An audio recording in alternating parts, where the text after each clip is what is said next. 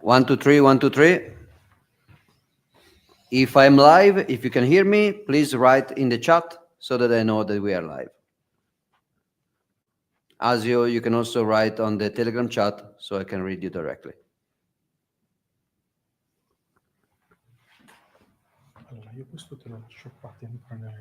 One, two, three, one, two, three. Can you hear me? Any feedback? Dicono ok? Okay, let's go. Welcome back to the third lecture of the Plan B program 2026. The third or the second, you will see that in computer science there is always an off by one problem. The first one was an introduction free for everybody. The second one was the actual first lecture, and it was the beginning of the foundations part, which is the one that I will curate directly. And then we will branch into the developer and the business tracks. The good thing is that the first lecture, the why Bitcoin that I gave last week, was mostly focused on economics and history or pseudo history, which was maybe particularly interesting for the students that have some kind of preparation in economics, even if I guess it's not exactly the same things that you will study at an economic faculty in university, maybe the specular opposite.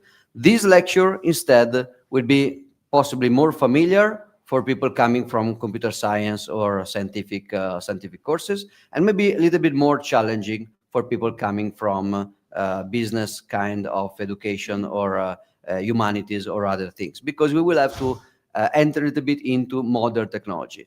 We already had something to do with ancient technology, like coinage or contracts on paper.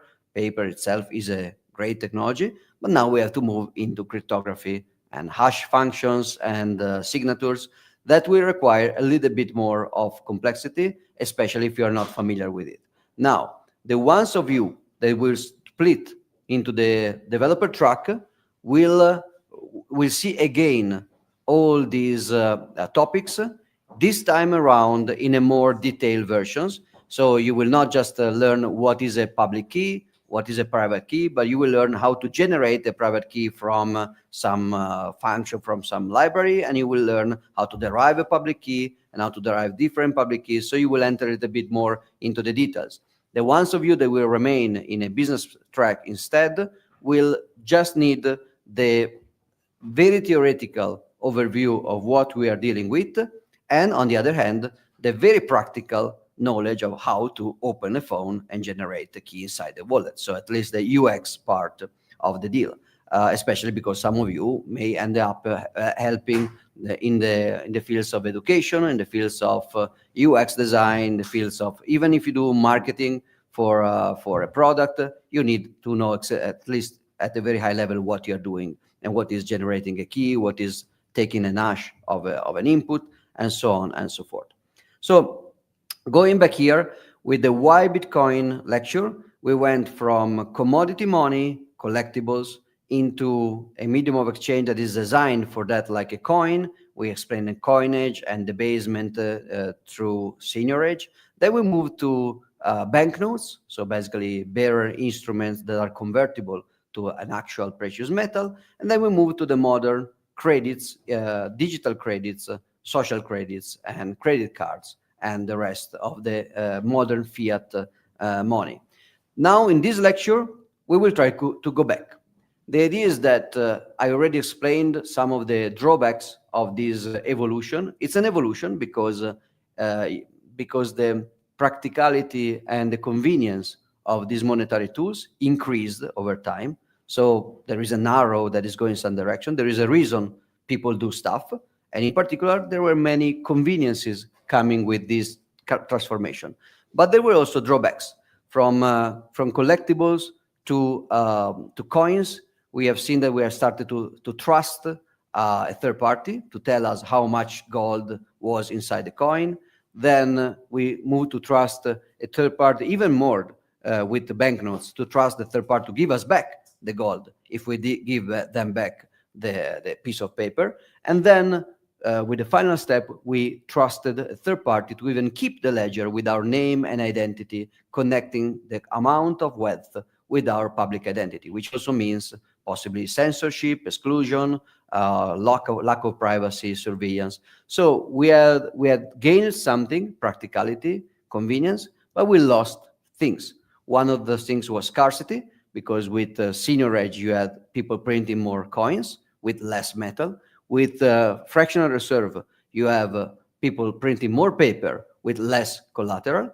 And with digital money, you have people doing whatever they want, basically. The transformation from paper to digital seems only relevant to privacy, and we will focus mostly on that. But you have to imagine that also from the point of view of scarcity, it's incredible the amount of manipulation of the monetary base you can do when you give up even the paper representation of the money. You may know the Spanish TV series, the House of Papel, the Casa del Papel. In that TV series, I don't want to spoil it, but it's pretty old, so probably you know. They enter the mint, and they have to keep hostages until they can print millions of dollars, billions of dollars. But still, they need to print. So they need some time and effort and material. They need paper. Even if it's not gold, and it's very easy to print paper, it still requires some time. The digital modern version of that movie would be very, very boring, because they will enter for 1 second, no hostages required. They just press a button and they just escape. And then it's useless, because another person will just press another button and it will just erase completely their credit or reverse the transaction.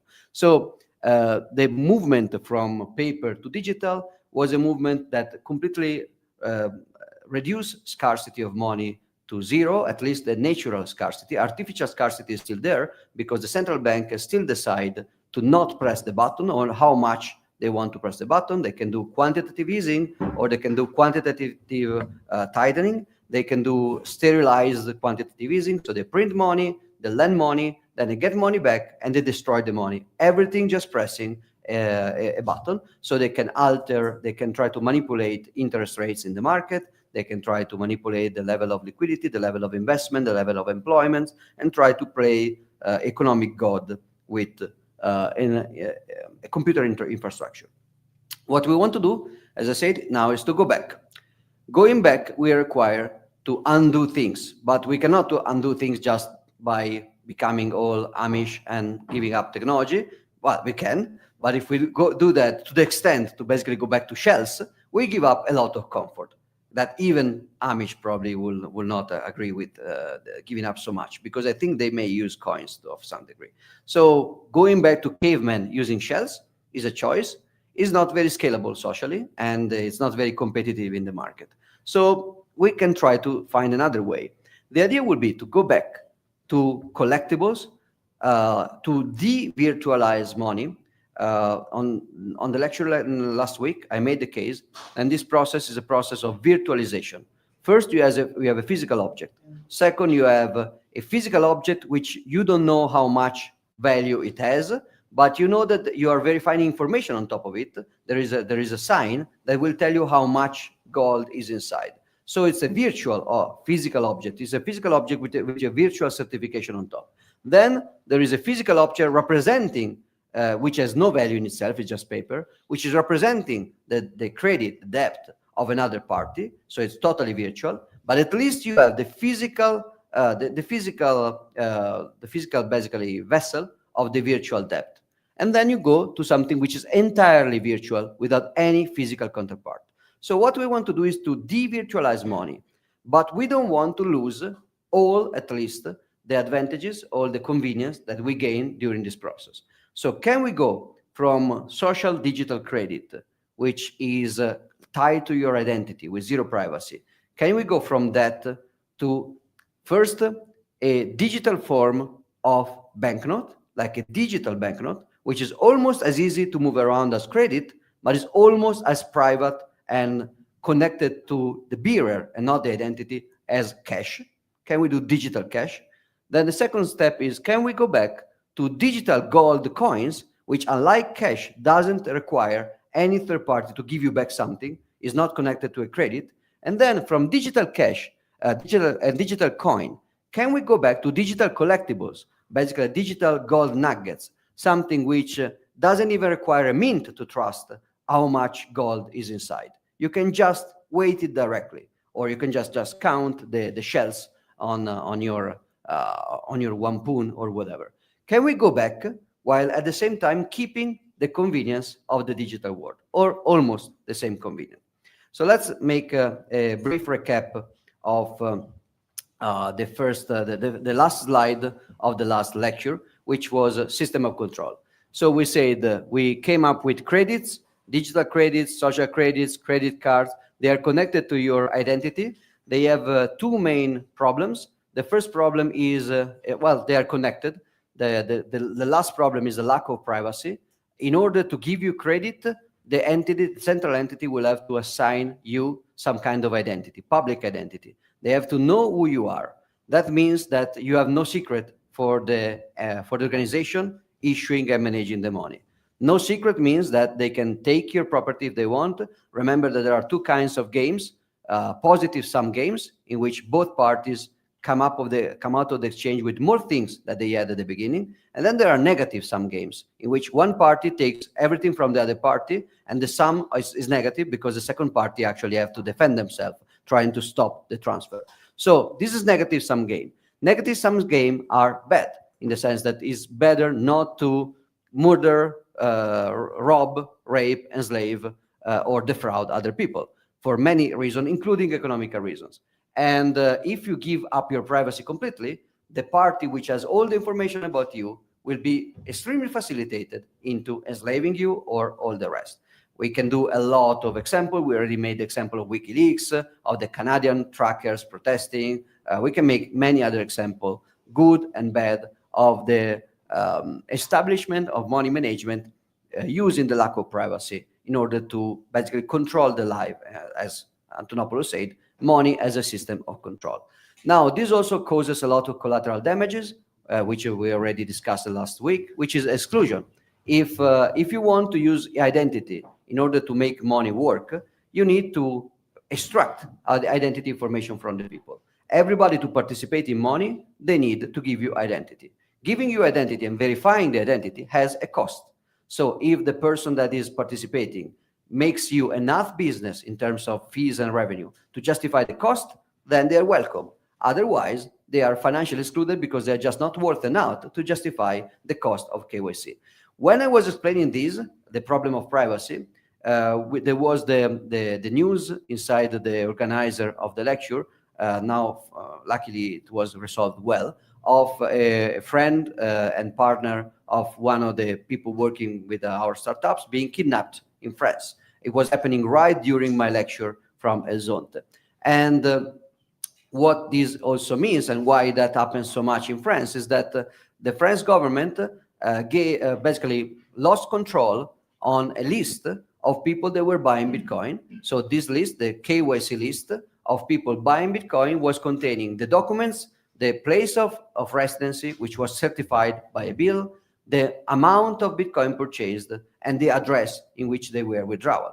So that, together with what we will work we will understand later, which is the problem of chain analysis, brought the attacker to target very easily people in France, because there is an entire golden chest of private information to abuse in order to attack people. Attacks can be of different reasons. They can be like even just phishing attacks. You receive an email with hello, click on this link and put your 12 words. This email is very effective if there is your name, your amount of money, the firm of your hardware wallet, or it can be less effective with less information. Then you can escalate with a blackmail, could be a fake blackmail. I know that you have this car in this street. I can just tear your basically pneumatics if you don't pay me. That's a fake, maybe that's a bluff. Or it can be a real kidnapping, real blackmail, or real form of assault and attack.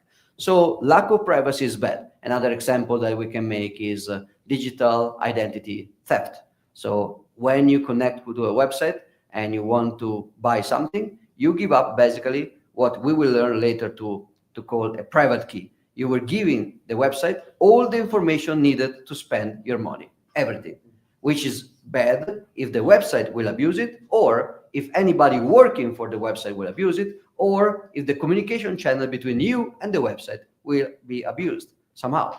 Same things if you go to a shop, physical shop, and you do the credit card, and the shop can, in theory, just clonate your credit card. And that happens. It used to happen way a lot in the past. Now it's happening a little bit less. It's still happening a lot. But why is a little bit, it seems more under control? Well, because the lack of privacy is so bad that even stealing money by impersonating identity theft is not very rewarding, because now people cannot spend without their identity anymore. So it's basically becoming a giant prison. And inside, dai, dammi il gelato, allora, sorry, microphone change. By the way, this second or third lecture is not coming to you from Melzonte anymore, but it's coming from you from Lugano. And we are inside the beautiful Plan B Expo, which is a, thank you very much. Si sente?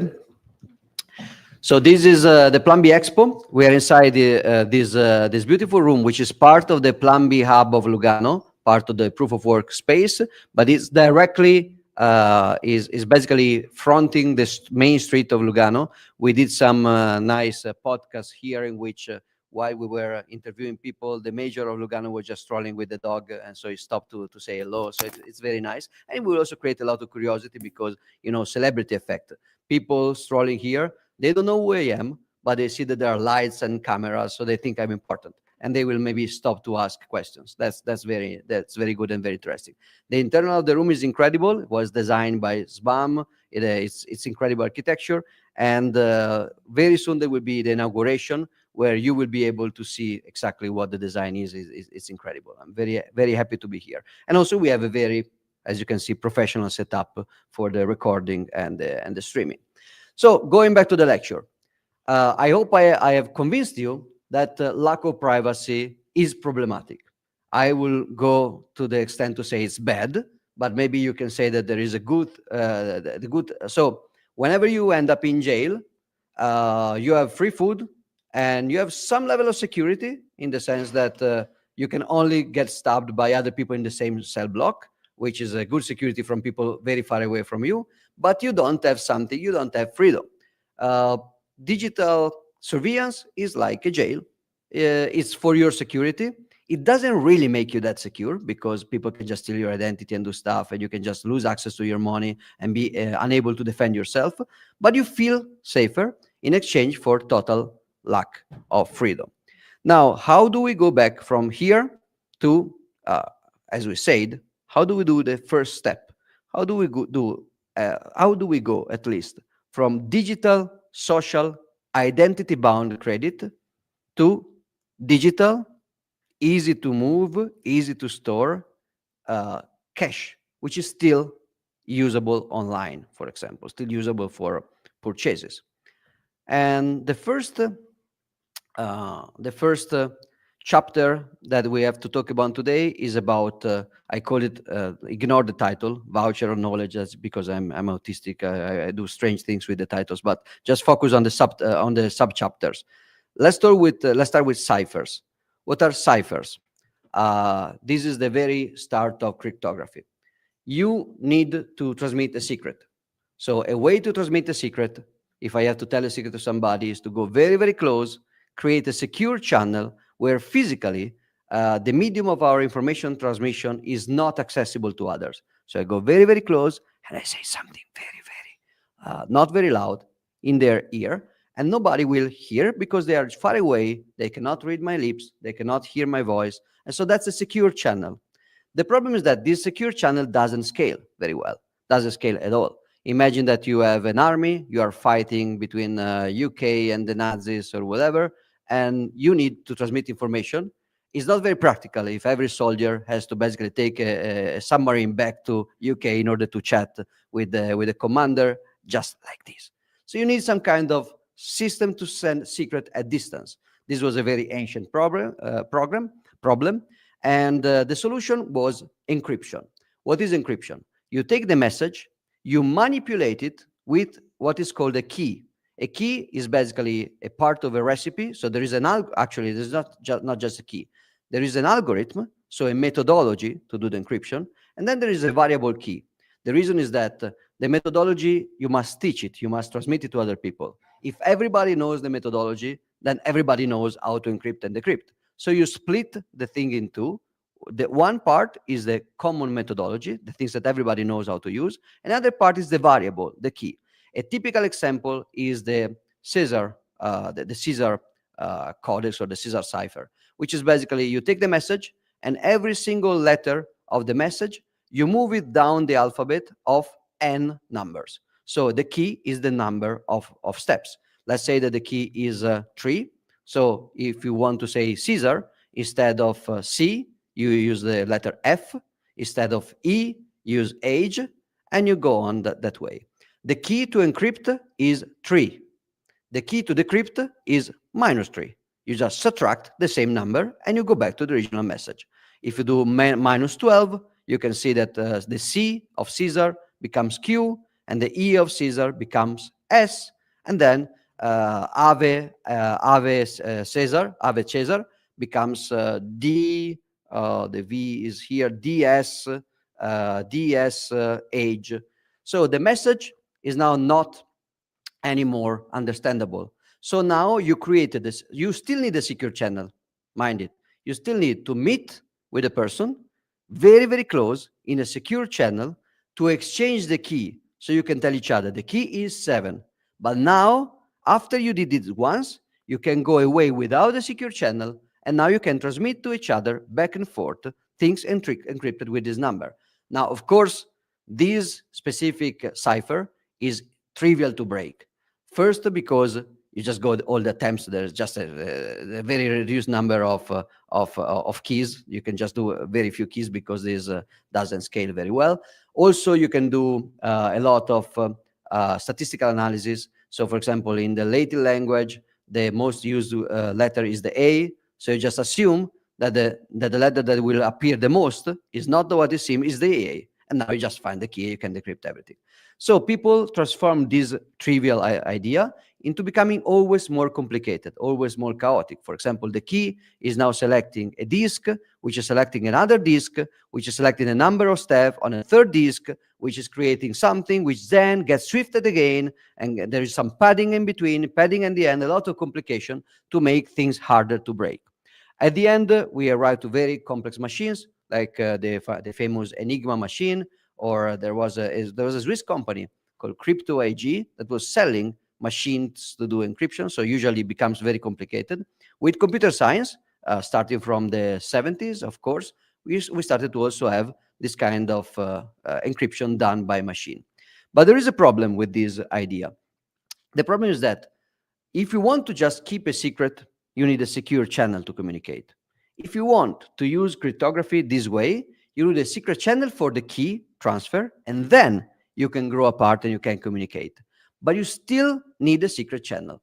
So you cannot communicate a secret if you don't meet at least one in a secure area to exchange the key. And of course, it is not always really one, because it's one until the key gets broken or stolen or leaked, and then you have to meet again in order to exchange a new key. So it's not very practical, especially this strange detour that I'm taking, very far away from digital cash, will allow you to understand that it's not very easy to do cryptography, to use this kind of cryptography, to do a system which is not connected with identity. If I have cash, I want to go to somebody that I don't know and he doesn't know me, and I give the cash to somebody, and somebody can verify that that's cash and take the cash and get paid and give me the merchandise without me knowing him or him knowing me. Now, this doesn't work, because if we have to first trust each other to exchange a key, there is nothing here for the goal we are trying to achieve. So we need some kind of cryptography which is not connected to the fact that at least once people had to trust each other to stay in a safe communication channel. So a few people, starting actually from Ralph Merkel. So Dr. Ralph Merkel, that you will hear about later today, invented this, but then he sent the publication, the first draft of a publication to his universities, and the university reviewers said, no, you are actually doing a scheme that shares key material. Sharing key material is bad, so you are rejected. And so Merkel stopped working on that. But what the algorithm was sharing was not private keys, was public keys. What is a public key? This is this is basically the idea. Let's first start with a very, very easy imaginary, and then we go a little bit more into details. Let's imagine that you have a key to lock a message. So when the message is open, everybody can read it. When the message is closed, the message is closed, it cannot be read. And when the message is open again, it can be read. Now, in these kind of schemes, you basically have one key, and the key can turn right, basically clockwise or counterclockwise. So let's say that in the very simple example of Caesar cipher, the key can do 3 to lock or -3 to unlock. It's still the same key. You just turn it in a way or the other. Let's imagine, and then we will discuss it a bit about how, that you take a key, you split magically the key in two. One side of the key can only turn clockwise, and the other side can only turn counterclockwise. So what you can do, for example, you take the key that only turn clockwise, you turn it and you take it and you give it to everybody. You make infinite keys and you share it, and you just you throw it away. You just give it to everybody you meet. And this is the key that just turns clockwise. Then you take the key, the half of the key that turns counterclockwise, and this you keep it for yourself. Now everybody can share information with you, even if they don't know you. You meet somebody, a complete stranger, you give them the key that turns on one direction. They can now take. You can also give it. You can send it with a pigeon. You can send it with a cannon. You can leave them around in the street, whatever. As long as somebody has a key that goes in one direction, they can take a message. They close the message by turning clockwise, and now nobody can read the message. And you, wherever you are, when you get the encrypted message, you can use your shard of the key, your half of the key, to turn counterclockwise and to open. Only you can do it. But this is an interesting method because in this case, you don't need to share a private secret. You never need a secure channel. You not only need to be secure when you create your key, so you need a secret chamber for yourself to create the key, to split the key in two, but now you don't need anymore any physical security to exchange a secret anymore. So everybody can share a secret with everybody forever in a unbounded number of repetitions. There is no limit in sharing secrets anymore. So this is basically what happens. What happens that what is called the private key, so the key that you have to keep for yourself, the secret or private key. So one half of the key, you have to keep it for yourself. This is usually a random number, a very large random number. So having a private key is nothing different from just throwing a dice several times and recording a very long number. Now, modern electronic tools like cell phones and computers, they have cryptographic hardware that can do that, or they can use a generic GPU to do it with pseudo randomicity. But basically, they are pretty good at this point to create randomness. Your brain is very bad. So if you try to create randomness, just saying 1, 1, 2, 1, 3, 9, and you try to create a large random number, you can find several videos on YouTube or Rumble that will show you that humans are very, very bad at creating randomness. So humans are very predictable. They are not good at approximating random noise. But computers at this point, if you can trust your computer, they are pretty good at creating the random number. The random number is your secret key, the key that you are not supposed to share with anybody. Now, you take a function which takes your random number and creates another number that seems random, so nobody can really give it any kind of meaning, but is mathematically connected with your original number. This is the public key. This is the key that you have to give to everybody. So the first slide, the first part of the slide is the generation of the key. There is a larger random number. We generate a public and a private key. In general, the private key is just the number itself with a few modifications, and the public key is very different and goes through a function. But here, for sake of symmetry, it just splits. Then you want to do the encryption. So Bob, for example, wants to say a secret to Alice, and the secret is a very spicy secret. Hello, Alice. So Bob will take the message, hello, Alice, and he will put the message inside an encryption function, which is just another mathematical function. So these are all, if you know math, functions are just things that take a thing and create another thing. And they are deterministic. They do always the same thing. They take in one or more things and they produce one single thing. That's a function in mathematics. Some mathematical functions that are known can take a random number and they can take another random number, well, another number, which is the encoding of your message. So you take the message, hello, Alice.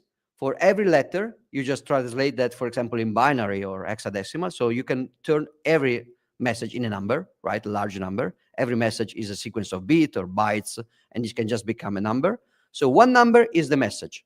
One number is Alice's public key, one half of the keys of Alice. You put those two inside the function, this mathematical function called encryption function, and this function is public. Everybody knows it. You can read it online. It's open source. It's shared. It's not a secret. The function itself is not a secret. It's reproducible on your hardware or your software. You can even do it by hand. There are a few cool Bitcoiners that are creating books to do cryptography by hand with papers, paper wheels, and stuff like that. So you take this mathematical function, you put the message in, you put the public key in of Alice, and then you get as an output another big number that nobody can translate into text. You can try with the statistical method. Are there more A than no? You fail. Nothing can be taken from that. Then this message can go everywhere without a secure channel. So this message goes to Alice, but it doesn't need to go to Alice privately or securely or safely. It just goes to Alice. You can put it on your Facebook page, or you can put it on a giant blimp and show it from the sky. It doesn't matter. Alice read it. Alice is the only one that can take the encrypted message, put it inside the decryption function, which is just the same function in reverse, which is also public and known. And she puts the encrypted message, the cipher, into the function with her own private key, and now she will be able to decrypt.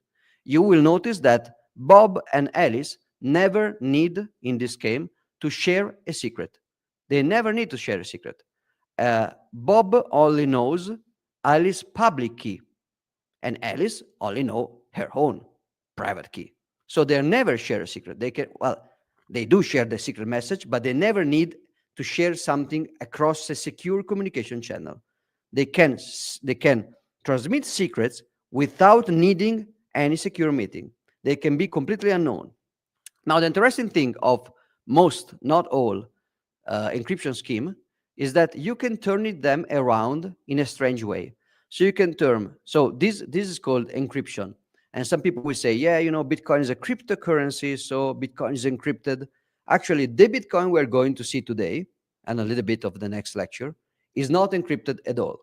Today, Bitcoin uses encryption in the Lightning Network, in Xiaomi and CoinJoin, but the original Bitcoin, created from Satoshi Nakamoto in 2008 to 2009, doesn't use any encryption. It uses cryptography, which is the science that creating encryption, but it uses it in a twisted, different way. And it's the last part of the slide. So let's imagine that now Alice, instead of, so Bob is saying, hello, Alice. That's a secret. Alice will use the other half of the key to unlock it, and she will read the secret. Now, Alice doesn't want to tell Bob a secret. Alice wants to say something to Bob, like, hello, Bob, but she wants Bob to be sure that it's coming exactly from her. So that's a different kind of problem, okay? So this is a problem of certification of the origin of a message. It's a problem of authorship, not the problem of secrecy. It's almost the opposite problem. Secrecy is to hide something. Now you want to reveal something, to prove something to everybody. And this is the thing that Bitcoin uses. So imagine that Alice and Bob will use the keys in a reverse. So Alice will write down, hello, Bob. Instead of locking it with the public key of Bob, making it readable only by Bob, she locked it in the other direction with her own secret key without revealing it. So she takes the secret key and she lock in reverse the message. Now she sends the encrypted message together with the original message, and she says, Bob, you want to know it's really me? Well, try to unlock the cipher using my public key in the other direction. And if the unlocked message is the same as the public message, Bob will know for sure that only the person with access to the private key of Alice could have signed that message. This is an example of signature, right? What is a signature? Signature is any kind of seal that you put on a paper, any kind of, we call it witness, any kind of data that will basically be very, very easy to do for somebody with a secret information, and very, very hard for everybody else to reproduce, but very easy to recognize. So, for example, if I go to the bank and I sign an original contract and then I sign a check, for the banker will just put the two signatures together, unwritten signatures together. Hello, welcome. And for the banker, it will be very, very easy to check that they are the same, even if they are not expert in cryptography, in calligraphy. They will still be able to see that it's the same kind of signature.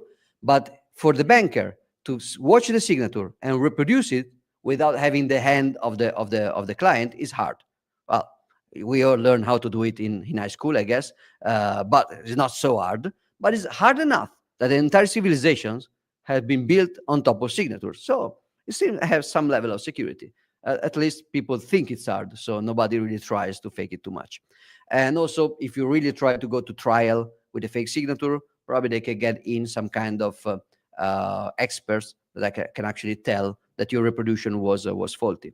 So this is like that. Or another example is the wax seal. So you take your seal because you are a noble person in the Middle Ages and you want to seal a letter.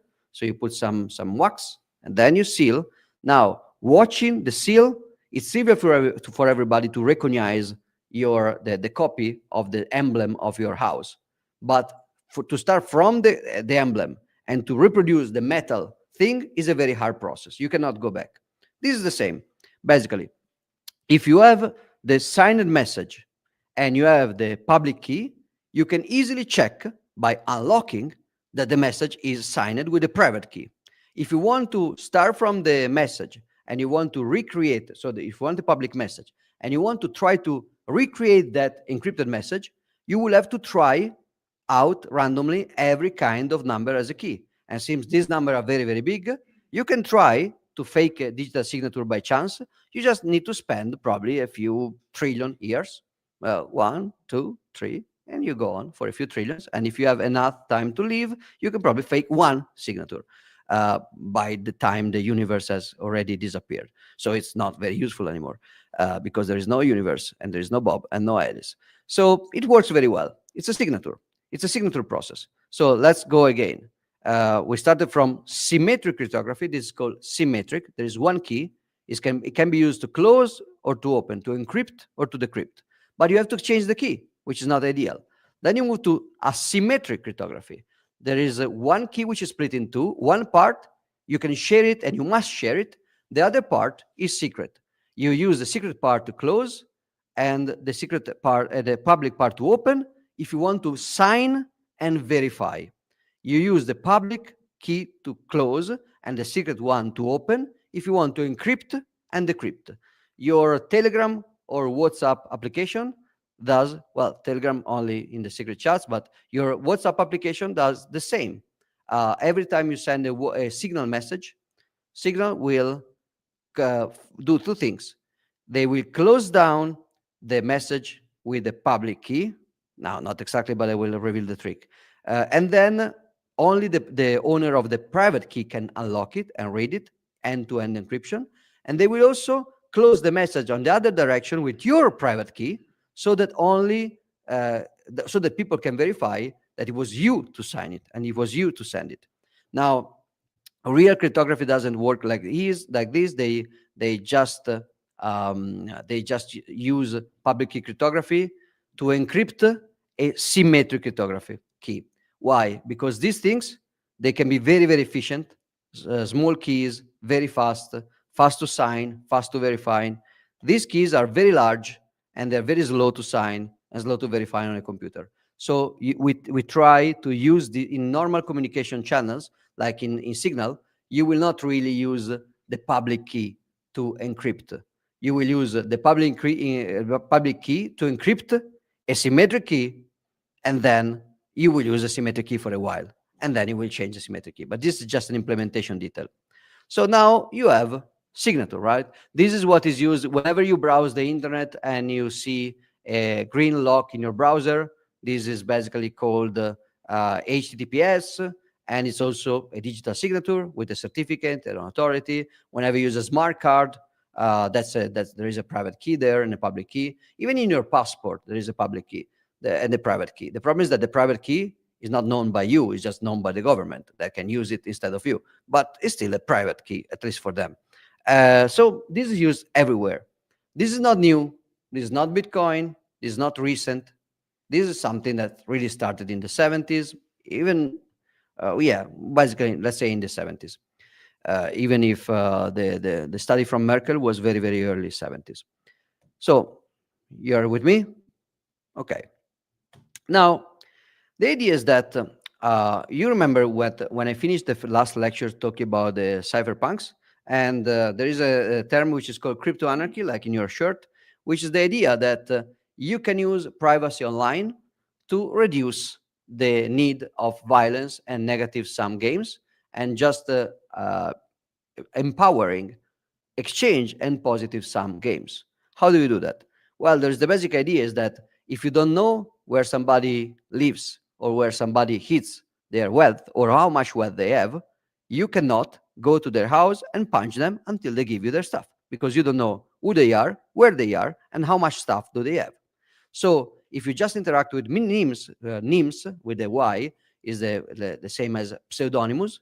So if you just interact with a nickname online and you don't know who they are, what face they have, where they live, how much money they got, you cannot go there to rob them, rape them, enslave them, murder them, or anything like that.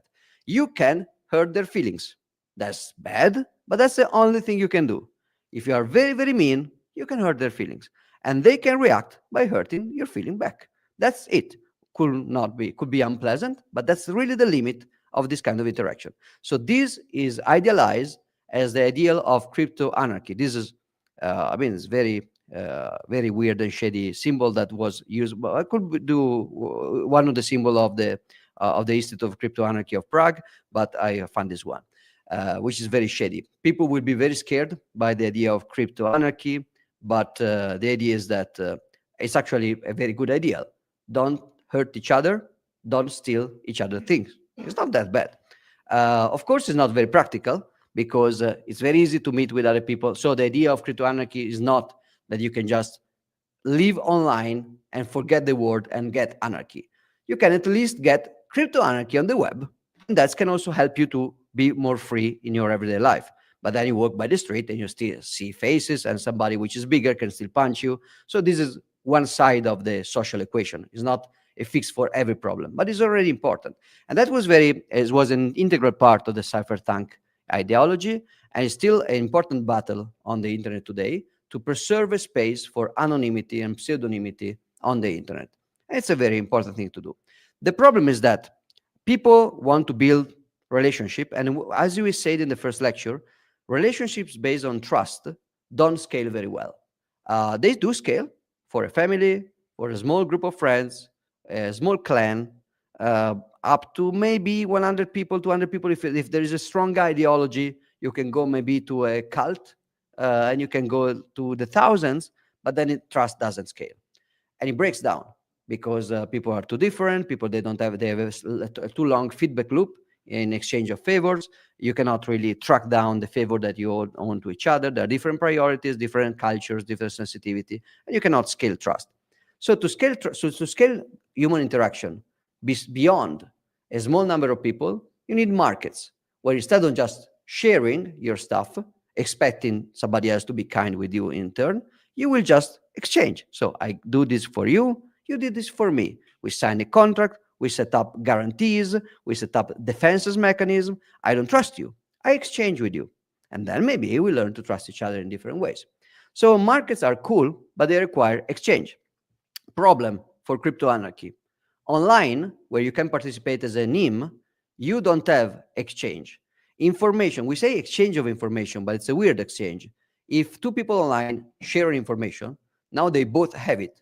I cannot tell you, I tell you the secret, and then you tell me yours.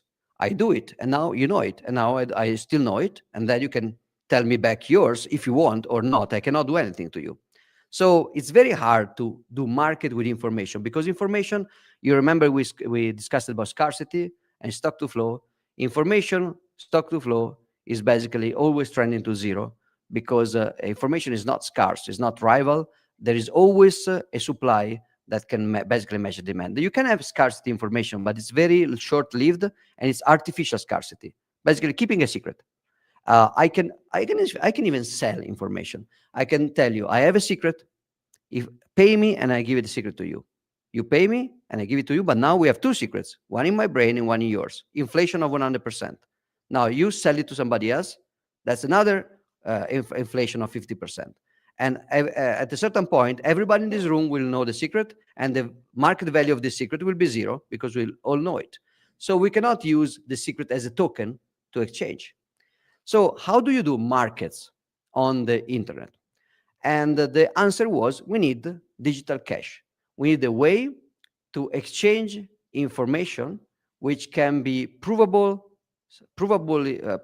scarce, basically. And this is a very, very big problem.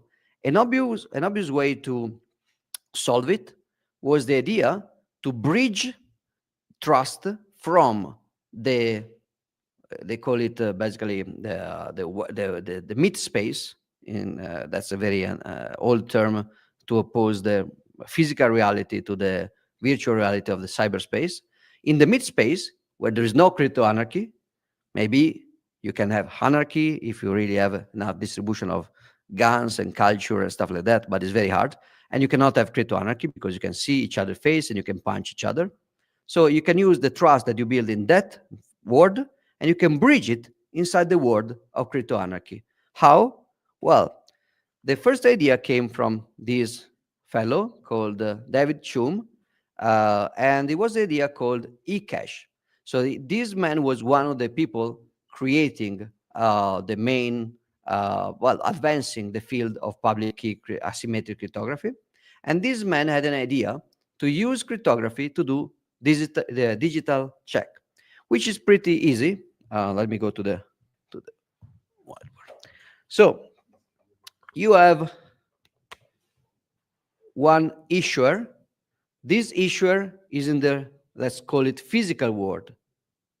This is a known issuer. Issuer because it's issuing a title of credit. Let me move from this direction so it may be clear.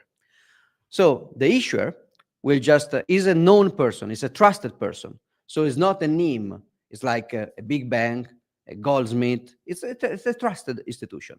So it's not subject to crypto anarchy on itself. This institution will actually, let's do it like this. This institution will get in contact with Alice,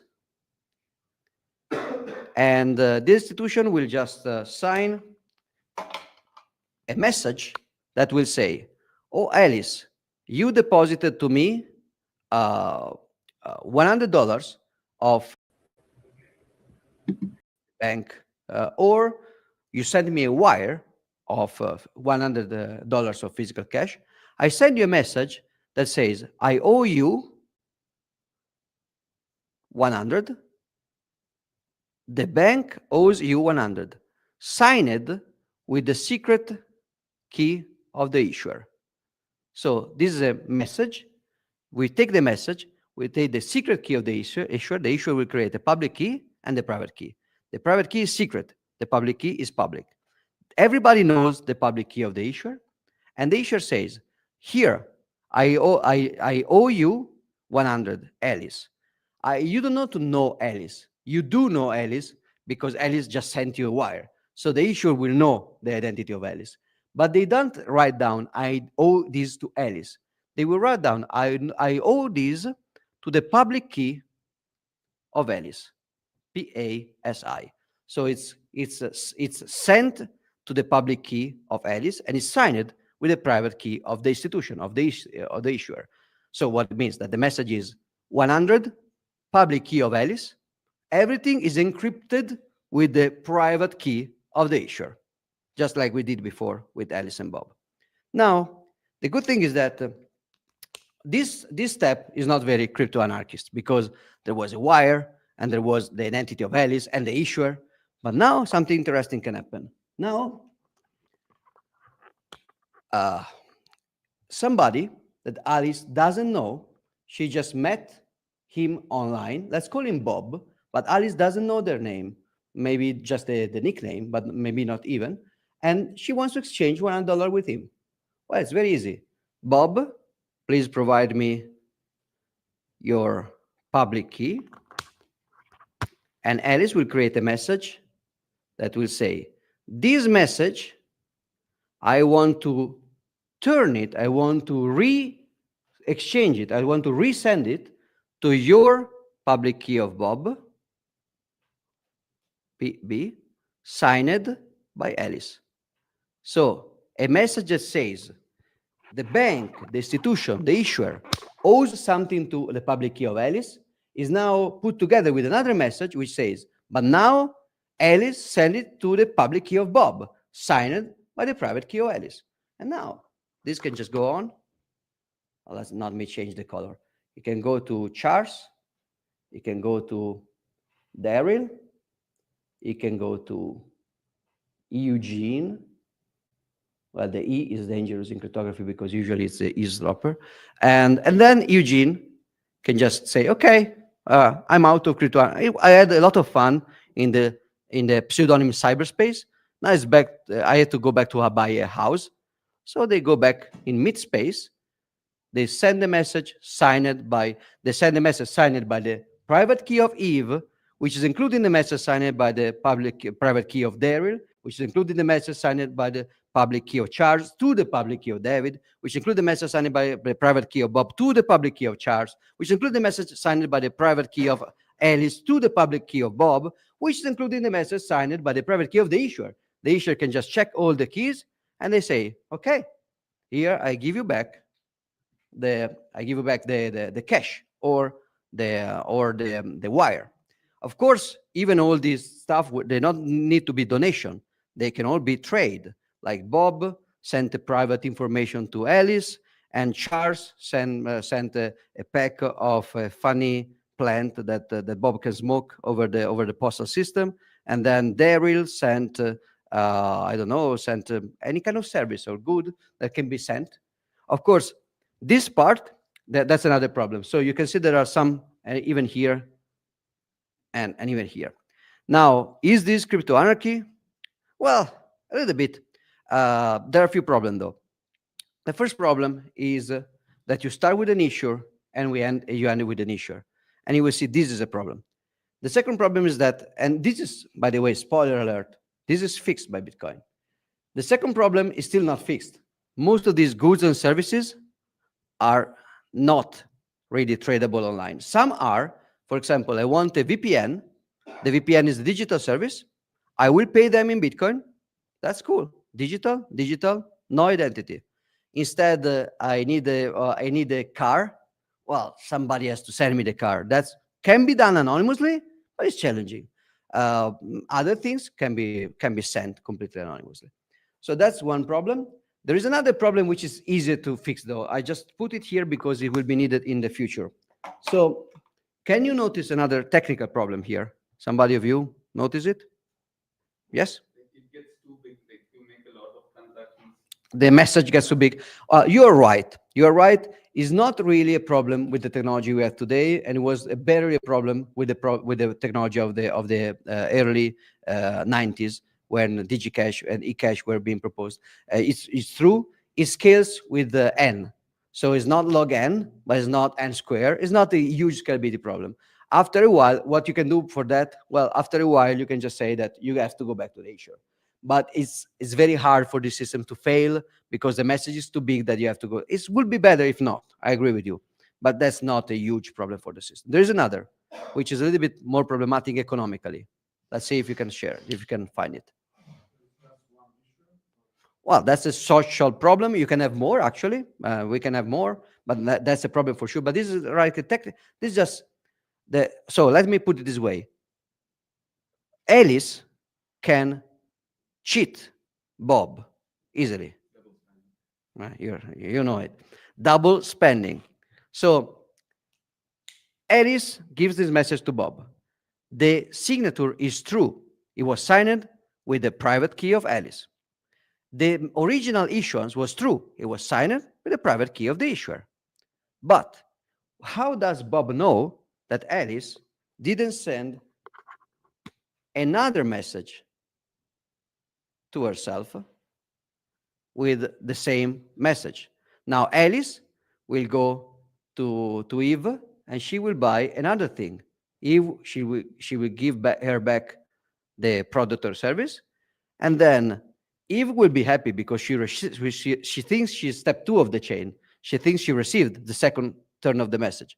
But now Bob also thinks he received it and he's sending it to Charles. We're sending it to Daria. We send it back to Eve. And now Eve is like, wait a minute, I already had this.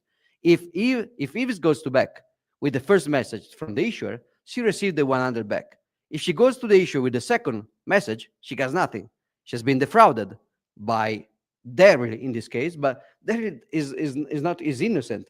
Derry was defrauded by Charles without knowing, which was defrauded. Everybody was defrauded by Alice. But it's worse. Everybody can do this. So when Eve goes back to the issuer, she may have received real messages that are still floating around as unresolved, unconverted messages. So the issuer can redeem everything, but then the issuer will just go bankrupt because people are inflating the number. So this is an inflation problem, basically. Everybody can print money out of thin air. Now, it's not so difficult to resolve. The reason it's not so difficult is that you have something beautiful and magical and very efficient, if not always very anti-fragile, which is a trusted third party. Yeah, with a trusted third party, you can do a slight modification to the scheme. Now, in order for Alice to, well, for everybody later, well, let's start from Bob. From Bob on, in order to accept the payment, you need two signatures. One from the person paying you, the second from the issuer. The issuer must have seen. And so the issuer say, okay, this is the first time this is happening. That's not a huge problem, right? You have the issuer is there. So everybody trusts the issuer. So the issuer is co-signing this. Well, this is not really important. It's coming from the issuer. So yes, already trusted. The issuer is co-signing this, and it's co-signing this, and it's co-signing this, and it's co-signing this. It's not very important that it's co-signed the last one because it's with the secret key of the issuer. And everybody can check, of course, the public key of the issuer. Everybody knows that. It was also in the original message. And this is a very resilient scheme. But is this private? Well, in this case, I mean, it is private. All of these people, the issuer doesn't know who they are, doesn't know where they live, what face they have. Since this is not connected to an identity, so don't forget. So this seems like a bank scheme in which Alice, Bob will have one public key, but that's not the case. We're discussing digital cash. So instead of creating accounts, what Chaum is doing here is creating banknotes. So this is not the address of Bob. This is the address of Bob for that banknote. It's just the address that you write on a banknote to move the banknote around. So the issuer is watching keys moving around a banknote. Then the banknote comes back without identity, and he can give the issuer can give back the amount. This is cool. The problem is that the issuer has a little bit too much information because it can trace exactly which keys are moving the banknote at which time. Now, this is still pseudonymous, but it would be even cooler if the issuer didn't know what to do. So David Chaum, which will be important for Bitcoin later when we'll discuss Zero Link, Wasabi, and other things, Chaum invents a technique in which the issuer can sign blindly. So what they do is basically, it's not exactly like this. Let me put it this way to simplify. If you take a number, a message, which is a number, you encrypt it, then you make an operation on the number, then you decrypt it. If you do things in a certain way, the decryption of the number after the operation is like the result of the operation encrypted and decrypted. Or put it another way, if you take a message, I sign it, and then I encrypt it, and I give it to you, and you sign it while encrypted, and then I decrypt it, your signature is now correct. Let me say that again. Well, let's keep a passage, which is simpler. I have a message. I encrypt the message. Now, for example, with the private key that you don't know. Now I come to you. You sign the message with your private key, but you cannot read it. Then I will decrypt it. But when I decrypt it, inside there is your signature, which is correct. That's magic kind of cryptography in Inception. It works. That's cool because it means that the issuer knows that somebody is sending a banknote to somebody, but doesn't even know the public keys. Not that the public keys are linked to somebody, but it's still ugly because if a issuer knows, they can just say, okay, I know that Alice received the money because Alice was known. I know that possibly Alice paid to Bob. So maybe the second key is Bob. Let me check if it's realistic. Let's do some statistics, some analysis. Let's make some assumption. Let's try to torture this Charlie just to have another point in the chain. Maybe you can get somewhere. Instead, with the blind signature, uh, the issuer knows basically nothing. The only thing they know is that he is required to sign, to co-sign at a certain interval, but you can also automatize that. You can just receive. So if nobody's transacting, the system can still send fake banknote transfer to the issuer. So the issuer will just blindly sign. So they don't even know the timing of the system. So it's pretty private. This private and fungible and uh, bearer bound internet cache? Yes. David Chom believed this so much that he tried to make a startup out of that, DigiCash, selling the eCash, and it didn't work. To be fair, I will tell you a book to read at the end of this lecture. David Chaum was not a pure cypherpunk. He was already trying to compromise a lot. For example, he said, yeah, so if we try to do this, the regulators, the cops, the politicians, they will never accept it. They are so used that we have zero privacy online that they want to go back to a phase in which you have some privacy. So let's try to reduce the privacy a bit.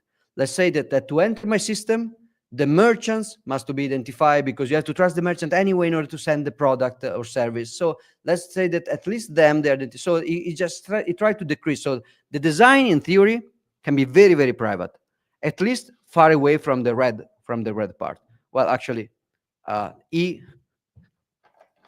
should have made it in red because E will be paid by the issuer. So probably she will leak the identity. And it could be fairly private, but it's still not super private. But it's still good, let's say. It's good. Now, did it work? It didn't. Sorry, I was spoiling. This is important because it's important later when we have to understand exactly how Bitcoin works. So you know what a graph is. A graph is just a set of points connected by arrows or edges. That's it. It's a graph. Now, some kinds of graph are very simple, like a chain is a graph. Let me write it here.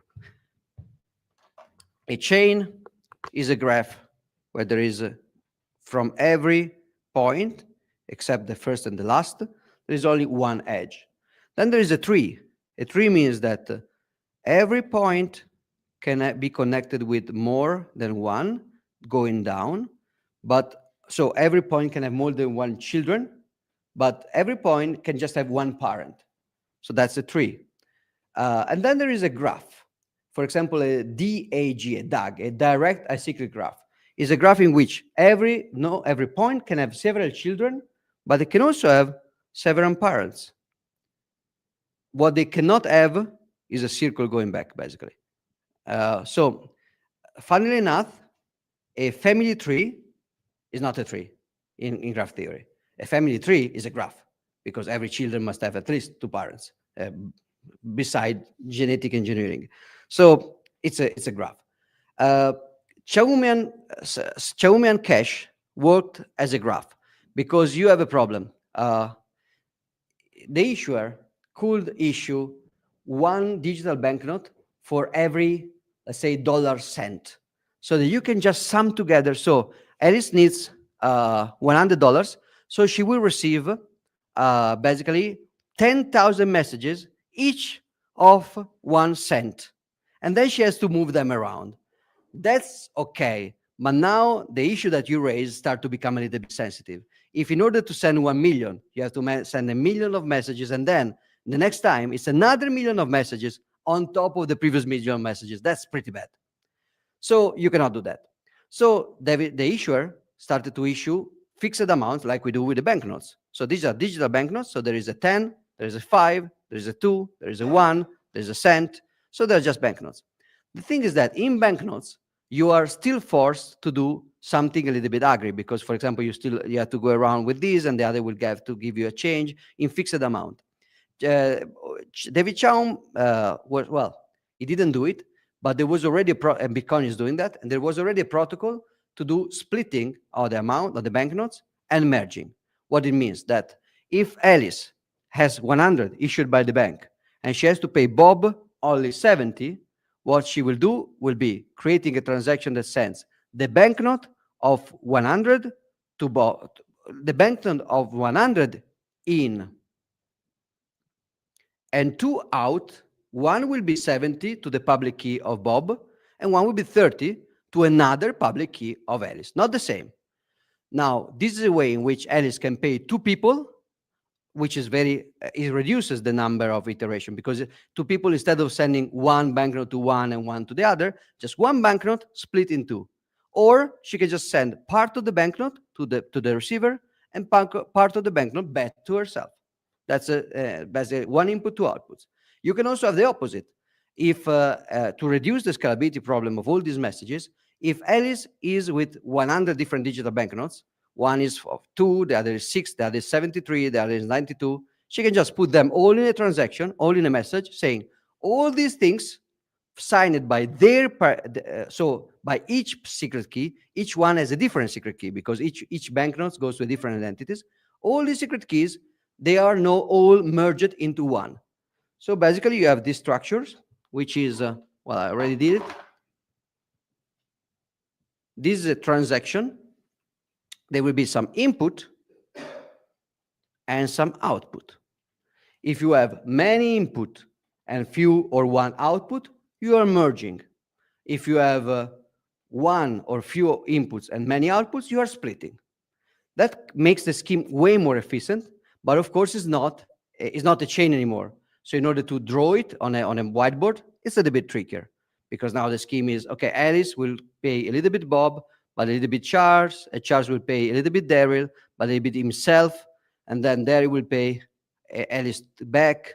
It becomes a little bit, it becomes like this. It becomes, well, like the one I have in the slide. It becomes a graph. So this is important because Bitcoin is a graph. That's not true for other, what we will learn a technical term in the third lecture next week, which is shitcoin. It's technical, and many shitcoins are not like Xiaomi and Cash. They don't have a graph. They have an account number, where there's basically one user, one account, and then you write down everything that happened to that account. This has a very bad privacy characteristic, because of course, in this case, of course, one user could, in theory, create one different account per transaction. But then it would be back to be a bad cache model in which you don't have merging and splitting. So it's very low efficiency. So you see that you have two things you can do. One is each participant creates one key. They receive a number and they send a number. This is tied to a pseudo identity. It's not great because people are reusing the identity. Or you can make so that everybody will create different identities, because it costs nothing to create a new private key and public key. So you can create 1,000 identities. Just roll the dice in your computer more. But if you do that, now you will have a mess of messages. So at the end, if you want to be private, the best scheme is this one, which emulates not bank account, but banknotes. It's called, in Bitcoin, it's called the UTXO model, which basically means that UTXO means U, unspent, TX, transaction, O, output. So it's a model of unspent transaction outputs. What that means is that a banknote in the system is what is spendable by you, what is in your wallet. every output of transaction that has not been spent in another transaction yet. That's basically the amount of cash you have in your wallet. People don't know how much you have in your wallet. Only you know, because you have several keys and you can collect them. So how does a eCash wallet work? Pretty much like a Bitcoin wallet. You generate one secret key to receive.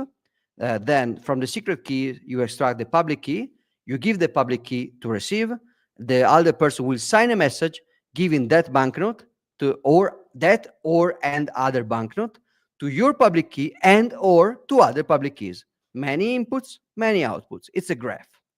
Modern Bitcoin wallets, you just have one secret key, and then you generate all the other keys deterministically in a way that you know, but other people outside don't know for privacy. But that's a detail you will see a little bit later. So now, as we said, this is going to fail. Spoiler alert, this is not ending well. Why? Because of censorship, basically. So it's not a sovereign system. You still need the issuer. Actually, you need two things. You remember the green arrows? So you need the issuer, and the issuer was also doing another role. It was also being a mint. It was being an issuer or a bank. If you can even call it a bank. Instead of I, you can call it B. Well, yes. The B is a bank. So the bank is also a mint because it's preventing double spending. Now, it's not exactly like the mint coining coins, but the name they used was the same. It was called Chumian Mint. David Chum invented the Chumian Mint, which is the way in which you privately sign in order to avoid double spending. So you have a bank and a mint. Let's discuss the mint later, but the bank is the big problem. Chum went to banks and proposed this scheme, and the bank said, no, thanks. I prefer to know exactly everything about my customers so I can either monetize their information, or I can just give the information to the government if the government is pressuring me, or I can just sell the information on the black market or whatever. This is not exactly what they said officially in the contract with Mint, but they refused. That was a form of soft censorship in the sense that the government is preventing something and the official business is not preventing something with violence, but they will just not help you to overcome the violent censorship made by the government. This is also something that, for example, you remember that we discussed it. We discussed a fractional reserve. Now, can this bank do fractional reserve? Of course they can. But as we said, fractional reserve is a problem, especially because there is no competition. If you have competition, fractional reserve doesn't fix itself, but tends to mitigate itself a bit, because if some banks is issuing a lot, the market will price the risk, and maybe they will basically give a premium to other banks. Now, a competition between somebody of you said there's just one mint or one issuer. There can be many that compete. The problem is that governments doesn't want money providers to compete. We are told in the other lecture that there was monopolization first at the state level, then at the federal level, then at the world level in 1945. And in a world where the issuance of banknotes is basically centralized at a planetary scale, it's not easy to create for new competing banks. Banks are a selected number of business, part of a global cartel. They need to enter the cartel. They cannot be authorized to create a new bank out of thin air because you need the obligation of reserve. You have to basically have this liability of the central bank. You have all these kind of fiat mechanisms that we described in the last lecture. So the banks said no. But actually, there was also some form of harder censorship, which is, for example, what happened with eGold. You can see that down there, next to Bank of America, there was the office of OmniPay.com, which was the primary source of eGold. This was a company created by an American lawyer with an American oncologist. And the oncologist was a fan of Austrian economics. He was reading Mises and Hayek, and he said, well, gold was better, but gold was heavy to move around. Digital fiat is nice because you can move around over distance and it's digital, you can do e-commerce, but still fiat, so there's a lot of inflation. Let's do something better. Let's do gold that can be moved with digital keys. So you just actually not even digital keys. It was very simple. You put an email and you send gold to email, and then you send another gold.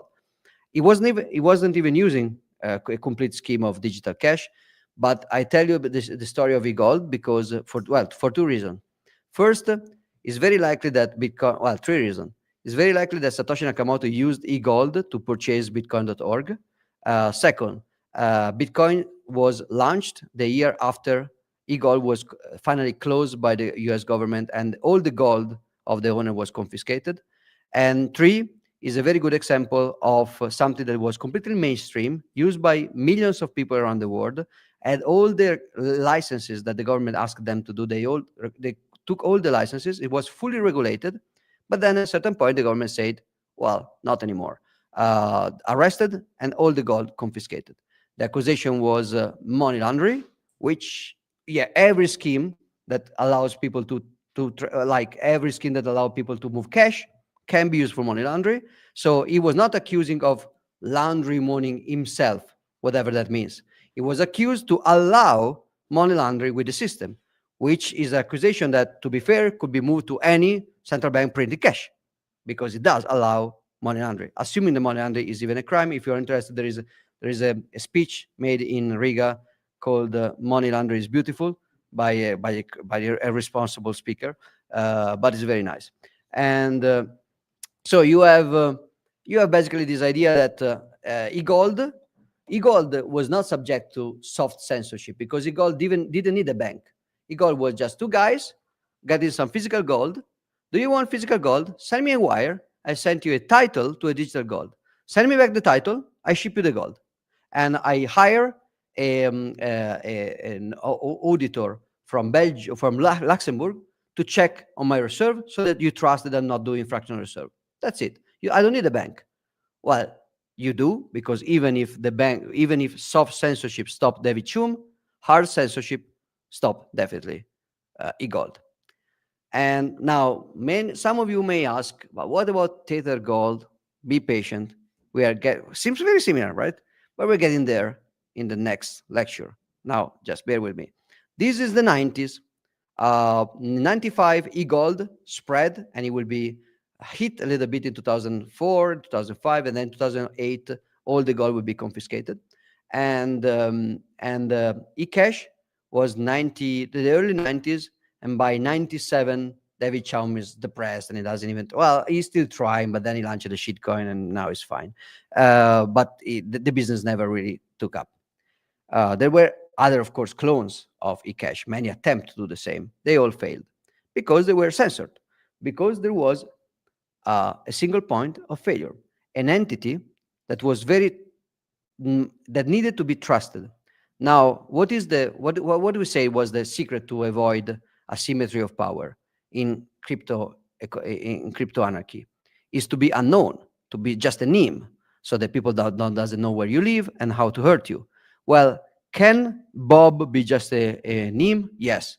Can Charlie, Daryl, even Alice and Eve could be just names, assuming they can give the issuer some digital service or some hidden services in exchange. That's not impossible.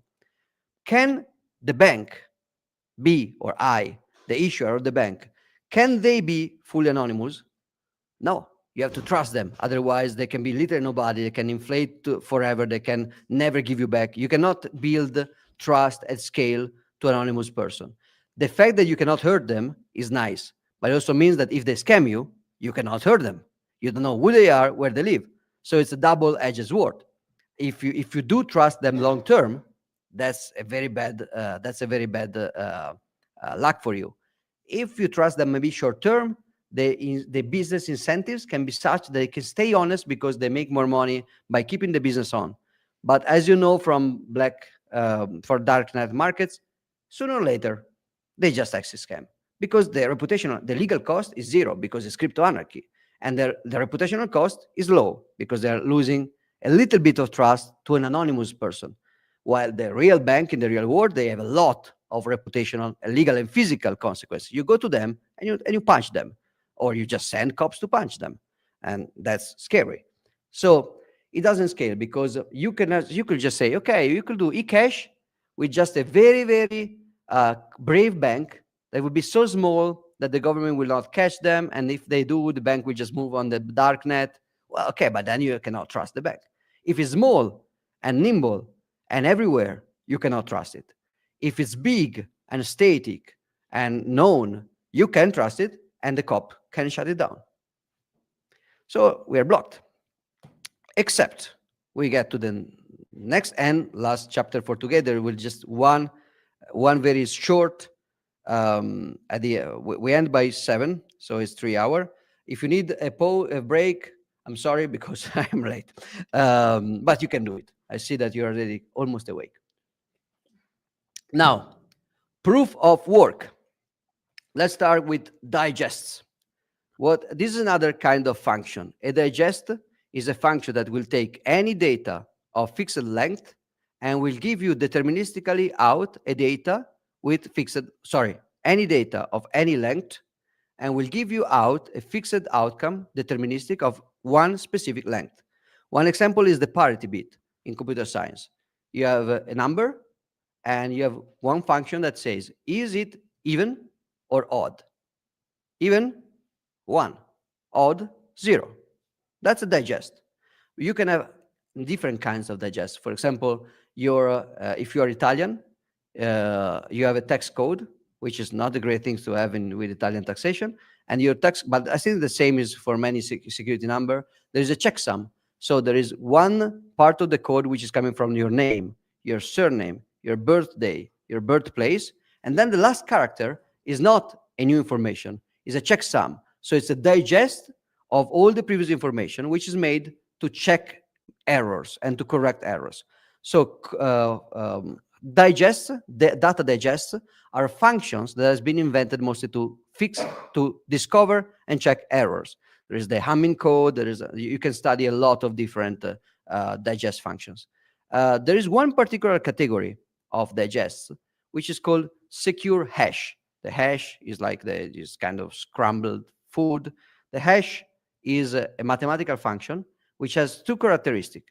The first is pre-image resistant. Now, this is a very pretentious and difficult sounding term, but in mathematics are fancy, and what you call input, they call it pre-image, and what you call output, they call it image. So what is the image of a function? Is the output, what's come out. What is the pre-image? Is just what's come in. So what is a pre-image resistance? The pre-image resistance is just strong mathematical irreversibility. If you get the output from a hash function, you can never guess the input. Now, for example, many fixed code. So, okay, let me make a distinction because I may have tricked you and confused it a little bit. If you know the output, you cannot get any compliant input. Now, parity bit, is this pre-image resistant? No, because you take a number like 107, it's even, so the result is 0. If you give me a 0, or maybe it's the opposite, but doesn't matter. If you give me a 0, can I come out with an input that will give me a 0 in the function? Yes, any even number. If you give me 1, can I come out with the output? Yes, infinite many. How many as you want? Infinite divided by 2. So if the checksum of your text code, if you give me the checksum, can I come out with a tax code chunk that will give me the checksum? It's easy. Yeah, it's a trial and error. My computer will do it in a second, and the person will do that in a few minutes, and I can do it. So even if I cannot tell you the exact input that you had in mind, I can tell you at least one input that gives me this output. So if you give me this output, can I tell you the input, the one example of input that will produce that output? If I can, that's not pre-image resistant. If I cannot, that's pre-image resistant. So hash function are digests that when you give somebody the output, they have no way to invent an input that will create that output. Okay? They exist. I will show you. There is a course on planb.academy to study hash functions, specifically SHA-256, which is the function used in Bitcoin. It's part of the SHA family, which is secure hash algorithm, SHA, 256 bits. So SHA-256. That's the hash function used in Bitcoin. And the hash function is pre-image resistant, meaning that if I give you the function as an input, you can easily calculate the output. You just put it, you just take the function, it's public, everybody knows the function. If I give you the function and the input, you put it in and you get the output. And your computer will not even complain, it will be very fast, very cheap. But if I give you the function and I give you an output and I ask you, give me an input that will make this output, there's no way.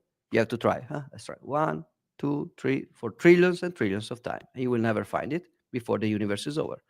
That's pre-image resistance. There is a technicality, which is hash functions must also be resistant to the second pre-image. Second pre-image resistant. It's just a trivial technicality. If I give you the function and I give you the output and I give you one input, you cannot find a second input, which is also compliant, which means it's very, very resistant. Even with an example, you cannot find another. Just very resistant to invertibility. Now, what the hell has any of this to do with money?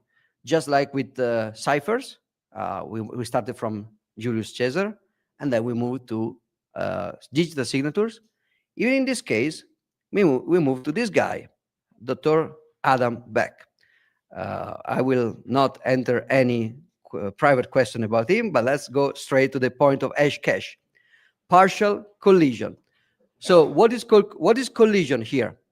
Collision means that by chance you find two different inputs with the same output. That's a collision. In a hash function, a collision is impossible. It's statistically impossible, of course. In theory, if you spend all the time of the universe, you can find by luck, but it's practically impossible. So you cannot have a collision.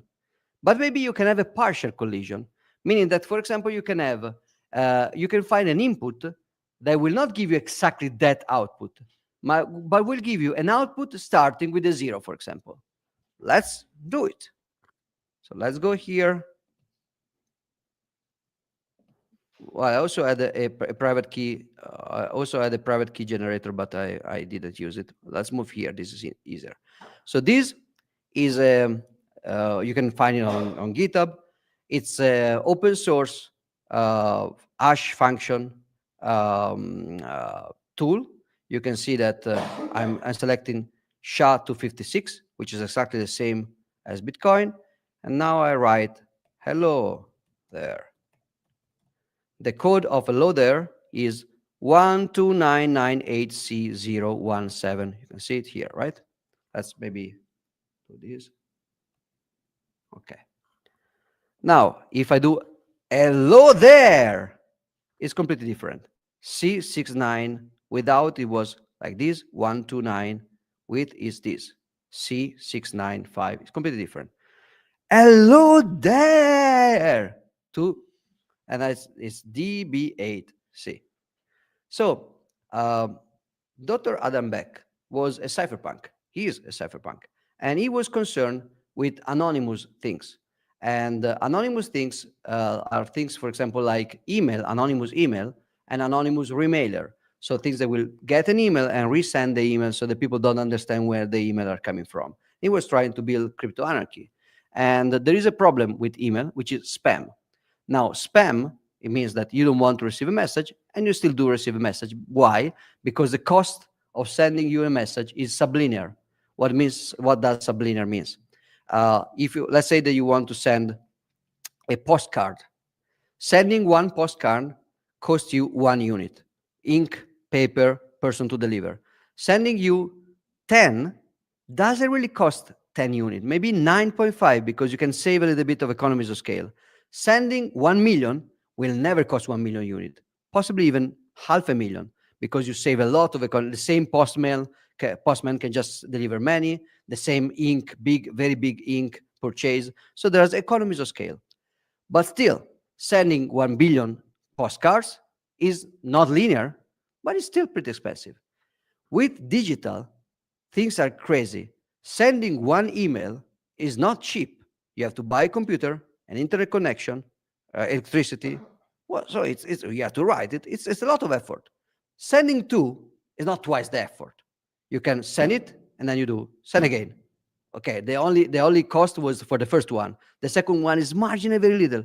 Sending 1 million email doesn't cost 1 million times sending one. Basically, costs just like sending one plus something. Sending 1 trillion emails is the same. So in digital communication, unlike in physical communication, spam is a huge problem. Usually, how do you solve the problem? With identity again. Use blacklist. So if you misbehave, I will not receive or reroute your message anymore. But then people will just create new addresses in an open system. And so you just go to whitelist. In order for me to open or reroute your message, you must be known or known by somebody I know, which is basically authorities. For example, the email protocol SMTP is an open source decentralized protocol. You can start your own mail server. The problem is that if you don't register your IP address with Google, Yahoo, Microsoft, your mails will not arrive anywhere because of the problem of spam. Now, Adam Beck was working with anonymous people, writing anonymous or pseudonymous messages because he was cypherpunk, and he is. So the problem is you cannot do whitelist and blacklist because nobody will know the people. They must be anonymous. They must use throwaway identities. So he had another idea.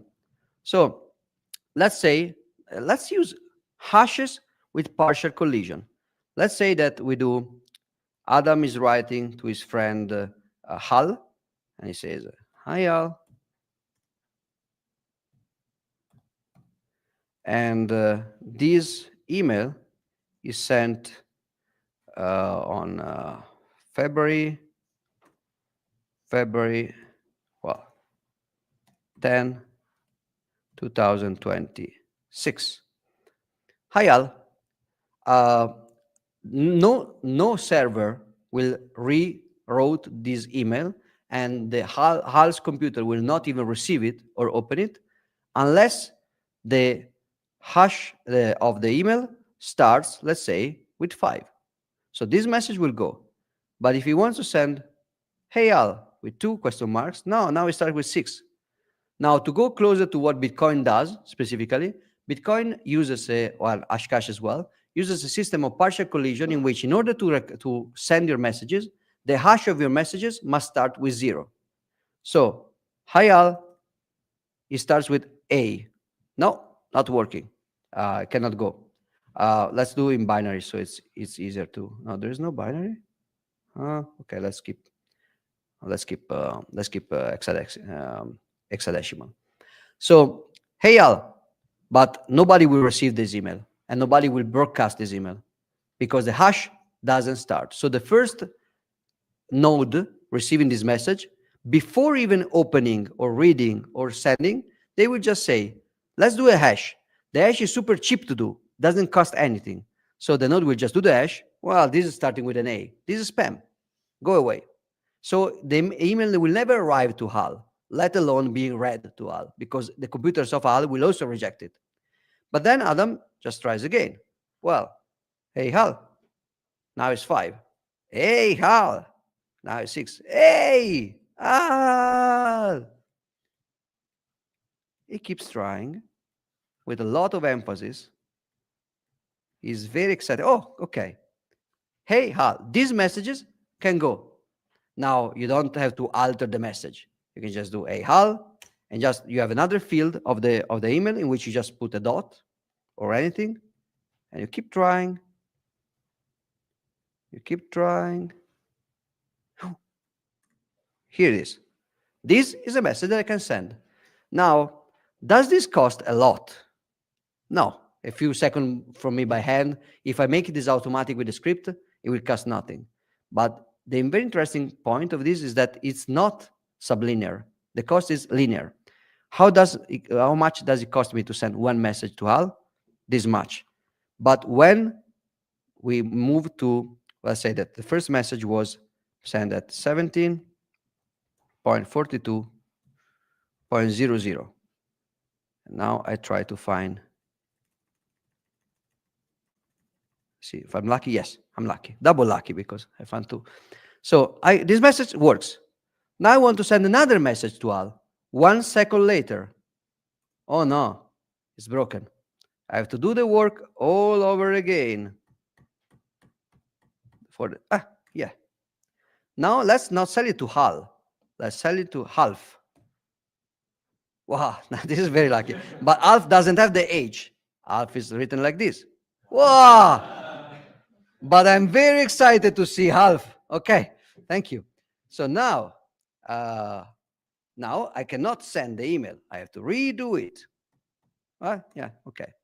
So you see where I'm going. Every time I send an email to another person or from another timestamp, I need to redo it all over again.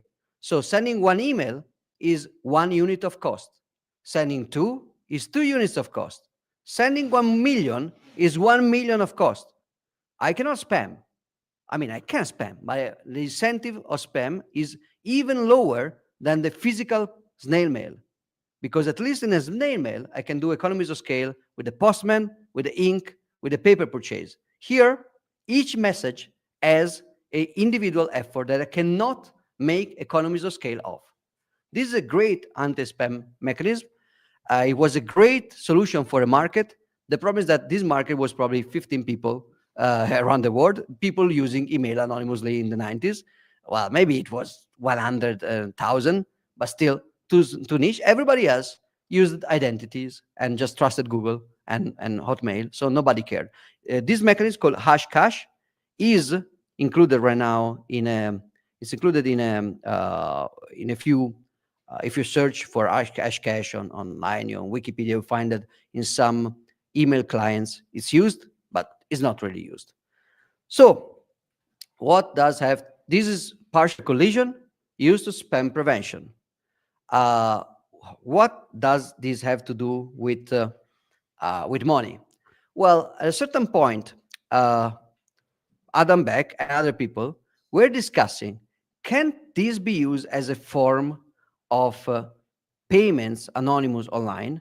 I mean, let's say that I have a service that I'm sending you pencils, or I give you just weather predictions, weather forecast, but giving you forecast as a cost because you can easily spam me, requiring me too many forecasts. Instead of just doing anti-spam prevention like based on identity, like right now, most of this website on the internet will just depend on one single company to do spam prevention to everybody based on your IP. So the situation is very bad, very centralized. If you want to be very cypherpunk, can we do Hashcash to pay for the service? I will do you I will send you the weather forecast only if you show me that you spent the equivalent of electrical energy of $1. So I set the difficulty. I didn't show you, but the difficulty trivial to set. If you look for 10, it's easy. If I go back to the tool and I try to look for 2 zeros, I will spend a lot of time here. 3 zeros, exponentially harder. So, well, not exactly exponentially, but very harder. And so you can easily fix the difficulty, making it harder and harder. Now, the idea is that maybe I can use Hashcash because if I want you to spend $1 to check my weather predictions, I will put an Hashcash on the website, and I will only reveal you the weather prediction forecast if you show me that you prove me that you spend the statistical equivalent of $1 based on my estimation of the cost of running a computer to do that kind of dot experiment. Can this be done? Yes. The problem, and some people, including Adam Beck, say maybe this system could become digital cash. And actually, not even Adam Beck. There was here in Lugano, there was a panel with Beck and Nick Szabo, which is another guy we will discuss very soon. Nick Szabo is another cypherpunk. And he was he was saying on stage in Lugano here in the Plan B forum, when he was next to Adam Beck, and he said, when I opened the paper of Hashcash by Adam Beck, 97, I was very excited because I thought that he was going to use partial hash collision to do digital cash on the internet. So I said, finally, We finally have a system to pay each other on the internet anonymously without any issuer. And then I was disappointed because not really cash. You can prove a cost, but you don't give a gain. So so there is a problem of waste.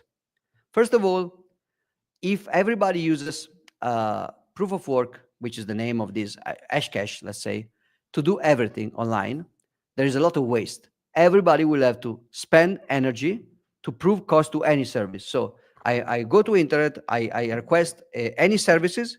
I request a service of $1. I will have to spend $1 electricity every time. So let's say I buy a bike from you. The bike is $1,000. I spend $1,000 of electricity. You send me the bike, but then I have to resell the bike, and the other guy will have to spend another $1,000 of electricity. A lot of waste of electricity, but also it's a waste because my cost, my pain is not your gain. I'm not transferring cost. I'm just burning cost. I show you that I'm suffering some sacrifice, which is cool for spam prevention, but you are not getting any benefit from my sacrifice. So the idea is to go around that this Hashcash, this misunderstanding between Adam and Sabo made Sabo and other people started to think, can I do reusable Hashcash in order to avoid this kind of waste? Can I do such that the pain of the person doing the work is the gain of the person doing the service instead? And then Nick Szabo started to work on it. It didn't come out at that time. It didn't come out at any solution yet. But another guy did. This guy is called Al Finney. Now, many of these people has been rumored to be in a mysterious pseudonymous group or person, Satoshi Nakamoto. Go check on next to the Parco Chani, the statue of Satoshi Nakamoto, so you can go to the pilgrimage. So the main idea of this man, Al Finney, he is dead of SLA, but his brain is cryogenically frozen and conserved. So maybe you can talk with him in a few million years if you're very lucky, or in other ways if you are a believer. And but now he is dead, and he had an idea which is called RPOW, reusable proof of work. So the idea was, instead of spending new proof of work anytime you want to buy something, let's use proof of work as the initial issuance of the coin, and then only transfer that with eCash. Now let's go back to the whiteboard because this is getting interesting. So the idea of Al Finney, ma forse da salto, sono un po' in ritardo. The idea of Al Finney is basically that you don't need an issuer anymore. So let's delete the issuer from this equation. Now, no issuer. Alice will just issue proof of work to herself, which is, let's say, worth $10. And then how? She will write down a message that will say, at this moment, I want to give myself $10. And then she will do a proof of work, an Hashcash, until the number of 0 is equivalent to $10 of cost. That's how to say how much is equivalent. That's a lot of technical problems to solve, but let's say that you can do it. So Alice is not getting a promise from the issuer, from the bank. She's just issuing proof of work to herself. But instead of Alice doing proof of work to Bob to get the Bob service, Alice will just write down a message saying, now, the proof of work that was done with my public key in the message, now I transfer it to your public key signed by my private key. And now Bob can transfer this proof of work and can say, look, Charlie, the proof of work that was done with the public key of Alice inside, and that Alice transferred to me, to my public key, with signing with her private key, now I transfer it to your public key, signing with my private key. And you can get the chain again. And of course, if you split and merge, you can also get the graph again. and you can split, and you can merge. And you can have this UTXO model, this input of proof of work and outputs of proof of work. Of course, now you have a fraction of a proof of work because you can say, yeah, I made $100, but I don't want to send you $100. I sent you 70. It just means that I send one input of 100 and I split and I say, this represents 70% and this represents 30%. Of course, you can do that by giving a standard units to the proof of work. And now we call that unit Satoshi, SAT. But back then, Alfini didn't know that Satoshi exists, unless he was involved. And so it was not called that. And the idea is that you can give arbitrary weight. And instead of doing percentage for splitting and merging, you can just do numbers. So now you have a reusable proof of work. That's cool. That's very cypherpunk. There is no red mid-space component. There is no bank. There is nothing with identity in the physical world, except you still have the same problem of double spending. You still can have, so proof of work cannot be double spent. If Alice wants to create two proofs of work, she has to do it twice, spending twice. So this part is never double spent. But then when the same proof of work is sent to Bob, Alice can also send it to Charles or send it to another identities of herself to, in the future, double spend. And that's infinite inflation. So we don't have an issuer, but we still need a mint. The mint still have to cosign, not the proof of work is useless, but she will have to cosign every, well, sorry, not here, but here. Every transfer will be cosigned by the mint. Now, it's not so bad because before we say that e-gold was censored because this guy, this oncologist, had a lot of gold in his big reserve with an auditor, so it was very big, very regulated, easy to shut down.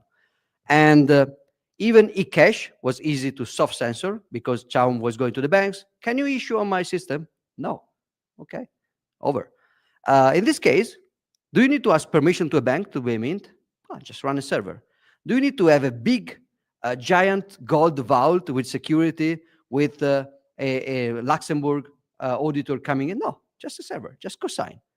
Of course, you still have the problem of scale of trust because you can run away with, well, basically you have two problems. The first one is people cannot double spend, but the mint can. The mint can double spend.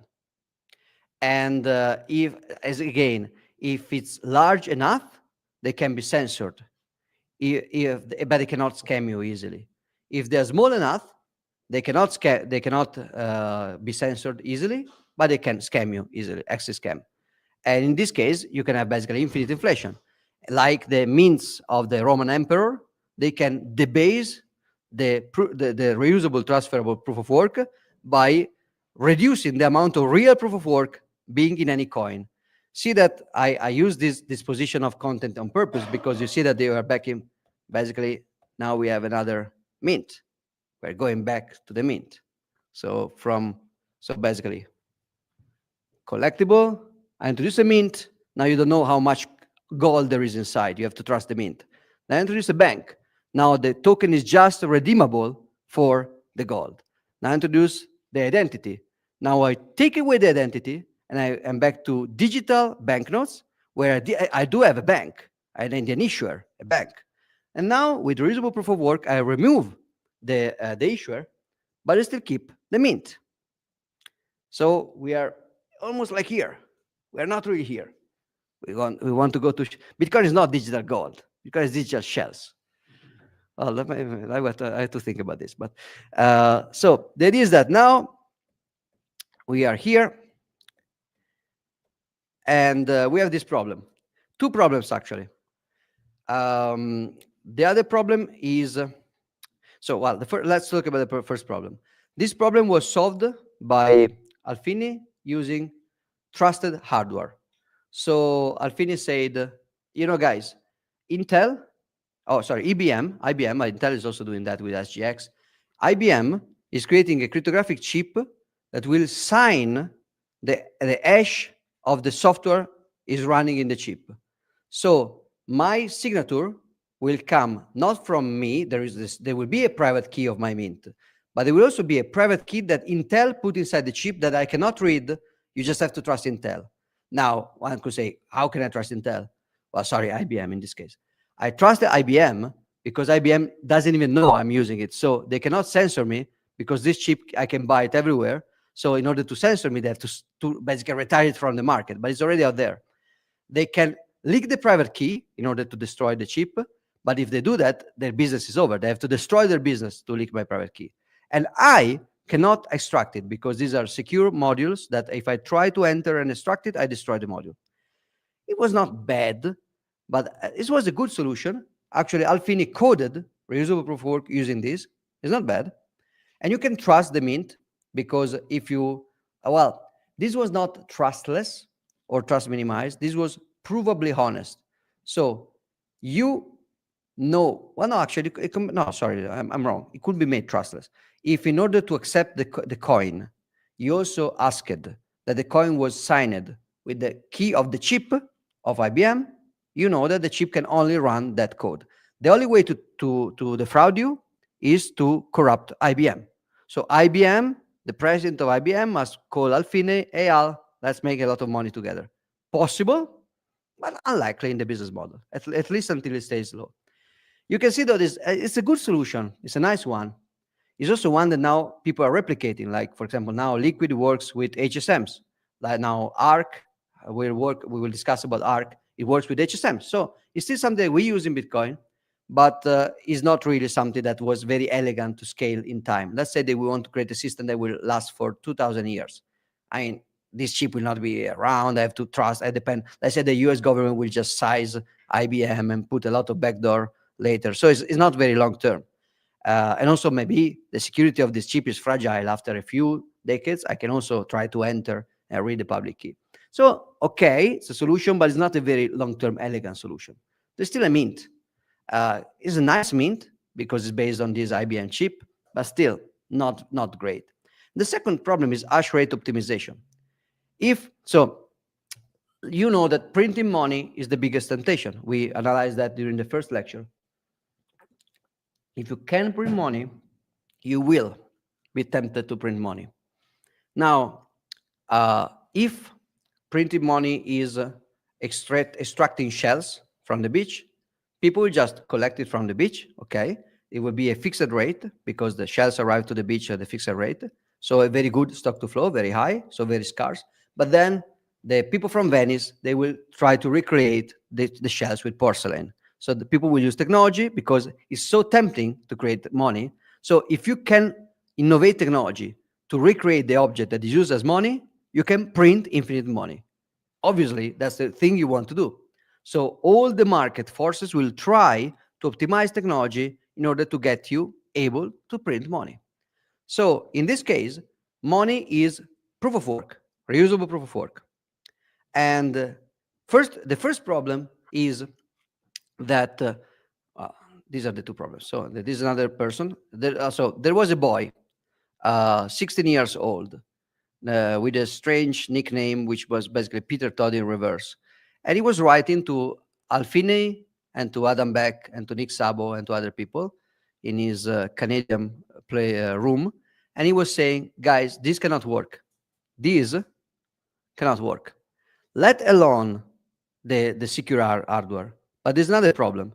The first problem is that technology will necessarily improve. Technology of the cost of producing, the cost of finding a partial collision is going down with the Moore's law. So now you will have an inflation of the monetary base, which is equal to the Moore's law. So even just with normal technology advancement, you will have, after a few years, an increase of money supply. This is the opposite of gold.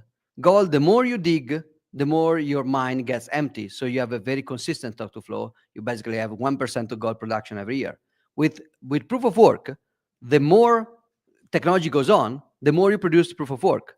Of course, it's an inflation that he tried to calculate the inflation. The mail says it's too much. No monetary system can work with this inflation. And then he said the second thing, if there is, if this is money, there will be temptation to produce more. So people will create innovation in hardware even more just to do more proof of work. And the idea, Peter was not writing this down specifically, but in insight, considering what happened in Bitcoin, he was right. What happened in Bitcoin? People started doing proof of work with CPU, which are very generic, very flexible, but very not optimized chips. They can do everything, but they're not good at anything. Then they started to do mining with GPU, that they cannot do everything. They can do very few things, but they're very good at those things. Graphic engine, including hash collision, partial collision. Then they move to FPGA, programmable chips. They are even less flexible than GPUs. They can do just one thing because they're chip programmed to do just hash collision, but they're very efficient at that. And then people started to print ASICs, which are not chips that are programmed to do one thing. They are chips that has been melted in silicon to do just that thing, created physically, so that they are physical circuit that will just do hash collision. So super expensive to do, but super efficient. So after a while, Peter said, the technology will be so that people will just try to create more and more and more for themselves. And the fact that this is used as money will make these things more valuable. And if it's more valuable, there will be more incentive to produce it. But if there is more incentive to produce it, it will be produced more. And if it's produced more, it will have less value for inflation. So it's the inflation trap, like the shells after you got porcelain shells. So it was not working. And also, many other people were saying, yeah, also this double spending idea is not great. There's also hidden here, there's also a problem of fungibility, actually, because there was also a problem. Adam Beck was discussing with somebody. Yeah, but one proof of work, one coin of proof of work, which is minted in 2003, will be worth a lot of more work than the coin which is produced in 2017, because the computer, so the same number of zeros will be less significant later because technology advanced.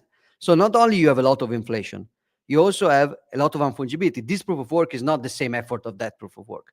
So Adam Beck said, let's create a future market where you bundle different proof of works from different ages in one single coin, which represent each age in different. It was a mess. It was super complex and unlikely to work in a market.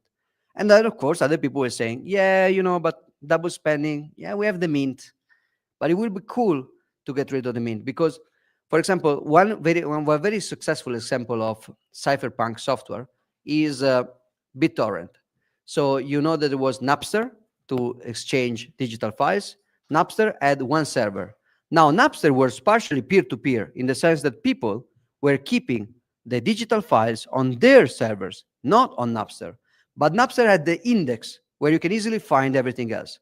So there was one company with one server, and when they wanted to, when not the Metallica, but just the drummer of Metallica, right? Just the drummer. So don't blame the entire group. When the drummer of Metallica sued Napster, they closed down the server, shut it down, closed the company, and Napster was over. Then people started to experiment a bit with other things like many other things, Nutella, Shazza, Kazaa, and at the end they arrived to the common protocol which is called BitTorrent, where there is no central server, and BitTorrent is impossible to stop. And because in order to stop BitTorrent, you have to stop literally every single person running BitTorrent. You give up something because, unlike Napster, is less efficient because now everybody must keep the index of everybody else with magnets. It's a little bit messy, but it works. It works so well that at a certain point, BitTorrent was 30% of the internet traffic, a lot. There was a program called Popcorn Time. Maybe you will meet the creator of Popcorn Time as a teacher during the, I don't know if it's Matthias is listed, but in the summer school, most likely you will have Matthias. And he was one of the creators. Popcorn Time was like Netflix. So you enter, you look at your movie, you read the reviews, you select the episodes, you have the previews, the trailers, but it was all based on decentralized peer-to-peer BitTorrent, working fine. Then, why almost disappear? Well, people just gave up. Since they cannot enforce the prices that the monopoly prices of before, they just stopped enforcing it. And now you can go watch a movie either on Netflix and you don't pay much. But if you start to pay a little bit too much, You go on some kind of Russian centralized website, and nobody cares anymore. Yes. You mentioned the founder of Popcorn Time, Matthias. Not the founder. He was one of the main developers, Matthias Bus. I see. Yes, it was him. Yeah. It could be your teacher. He was teacher at the last two summer schools. So it could be this year as well. Now, can we get rid of these? We got rid of the bank. Can we get rid of the mint as well? Can everybody self-verify that there is no double spending? This is hard to do, but if we do it, we should also find a way to avoid the problem of inflation. Can we control inflation? Of course, we can say that the mint can control inflation. For example, the mint, you can have a strange thing in which the mint will keep in check inflation, and they will also try to make sure that every transfer needs another proof of work to compensate for different of difficulty. Could do some kind of control scheme, but you still need the mint. Can you just get rid of the mint?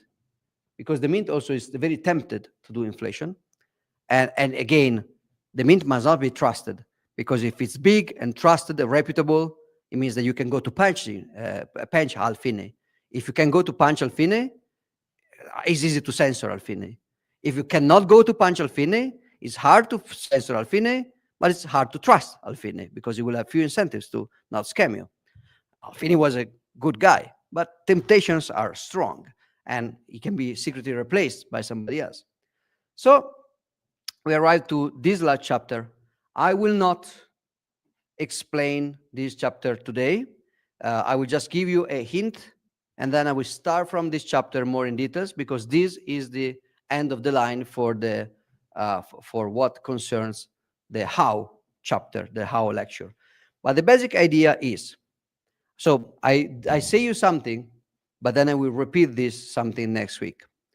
So the final solution was found by Satoshi Nakamoto with three basic ideas.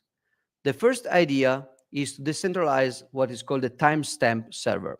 So what is timestamp? Well, timestamp is just verifying a time.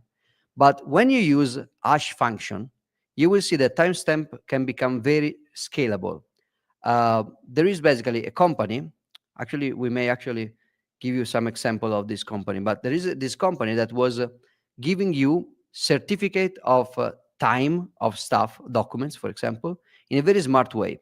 So what is a smart way to certificate a document? So let's say you come up with a song and you want to make clear that you were the first coming up with the song, or a patent, or or maybe any kind of documents, of a document of your company. You want to prove the date.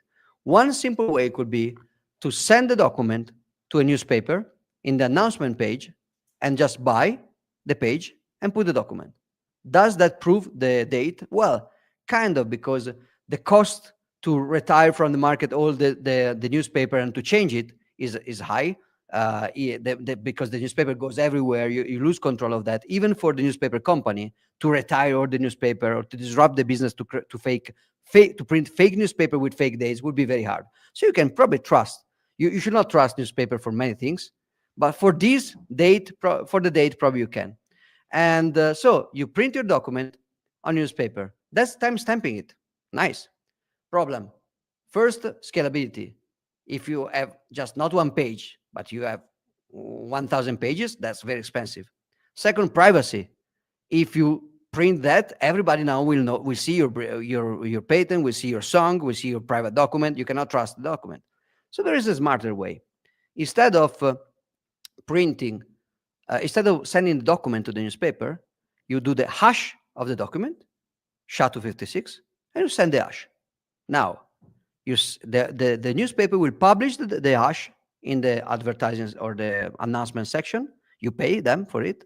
And then when you want to prove that your document existed, you will use pre-image resistance.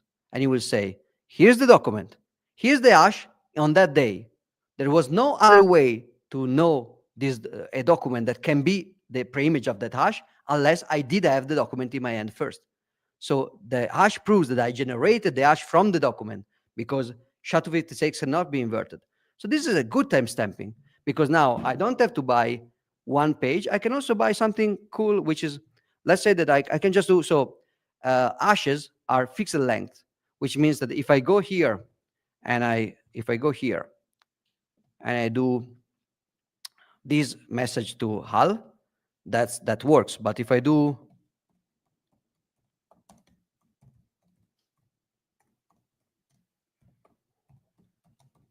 if I take the first canto of Divina Commedia and I put it here,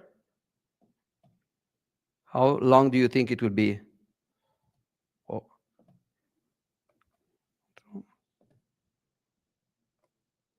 It's just 250 bit. It's the same. I start with 0 also. So we have a, but if we remove power by Wikimedia, MediaWiki, it doesn't. So you can take all your documents, hundreds of pages of documents, one hash, just that big, on the announcement. Very scalable. You can make it more scalable. Example, I have a document, you have a document. Let's take the hash of my document plus the hash of your document, but that's bigger. So let's take the hash of our, so let's take this hash here. Let's take another document and let's just print this document plus this document to get the hash of the document plus the hash of the second document. And now we just put on the newspaper the hash of the document, which is made by the hash plus the hash. Cool. Can we do that more? Sure. We can do a tree, which is invented by Ralph Merkel. Again, will be very used in Bitcoin. Also very important for Taproot. And it's called a Merkle tree. A Merkle tree is a tree in which I take one document, I hash it. Well, this should be a square. Another document, I hash it. I take the two hashes and I just put them together, juxtaposition, just one in front of the other. And then this is another document and I hash it. Then other two documents are hashed and their hash is just exposed. And then the just exposition, well, I'm not sure the pronunciation is right, is also hashed. Then you take the two hashes, you put them together and you hash. This is very cool. This scales like the size, the number of hashes you need to. So now let's say I'm Alice, you are Bob. Now I have to prove that I created this document. So on the newspaper, we just put this. Now I tell you, look at my document. Look at the hashes of the newspaper. To go there, I have to give you my document, which I'm proving exists. Not the document of Bob, because that's private. The hash of Bob plus the hash of the hashes of Charles and Darwin. And this can go on for 1,000 people. And the number of hashes I have to give you to prove scales with the logarithm of the number of people, which means that for 4 people, just buy a freaking advertising more. But for 100 people, 1,000 people, scales very well. So this company was a company doing a service using Merkle trees. Starting in the early 2000s, they were like, you want to prove the history of the document? You just take the document hash, you give it to us. We will put the document hash with the other hash, with another hash, with the other hash, and we'll just publish on a newspaper. One single advertising every day. But now let's make it a little bit more secure, at least, because, so let's say the document was very, very important. So important that somebody very rich, so it was a geopolitical treatise or something, some scandal. So people really want to tell you that it's post-date or election results, and they really want to change it. So they're so powerful, they will go around all the country to buy and destroy all the copies of the newspaper. And they will go to the newspaper to print a fake copy of the old newspaper with a fake date, just for that day, with a different hash. So this guy said, let's do something fancy. Every day, we buy an advertising. We put there this is called the Merkle root. In mathematics, it's like the root. This is the opposite, like this is the root. These are the branches and the leaves. And we take the Merkle root of this day, which has all the proofs of existence of the documents of today. But we also put there the Merkle root of yesterday. And of course, in the Merkle root of yesterday, there was the market route of the day before. And in that, there was the market route of the day before, and so on. Now, this is very powerful because now the powerful person goes to the newspaper and they tell them, reprint this day to change the hash of the advertising. And they say, oh, we can't. If we do that, we have to reprint this and this. That's a lot of paper. Maybe we can do it, but if you wait for 3 months, they cannot reprint 3 months worth of newspaper. You cannot go around buying back and destroying 3 months worth of newspaper every day, and every single day changes. The hash changes because of the hash of the previous day, and so on. This was not Satoshi Nakamoto. This was a company called TimeGuard and was doing this service commercially. This service was not very known, not a very mainstream use. You can just go to the, if you have identity, you don't need many of these things. You go to the notary. The notary is famous, he is respected, is trusted. He will just sign stuff, and and the judge will just trust the notary.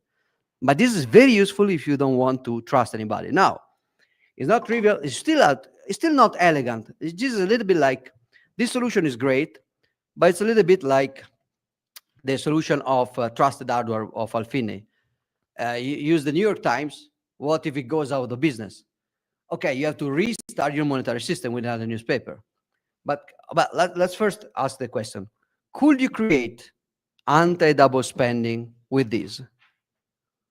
Well, kind of, because if you agree that everybody must buy and conserve the copies of a newspaper every day, then you can do, instead of the signature of the mint, you can do that every transfer of reusable proof of work, you also have to put it inside of this.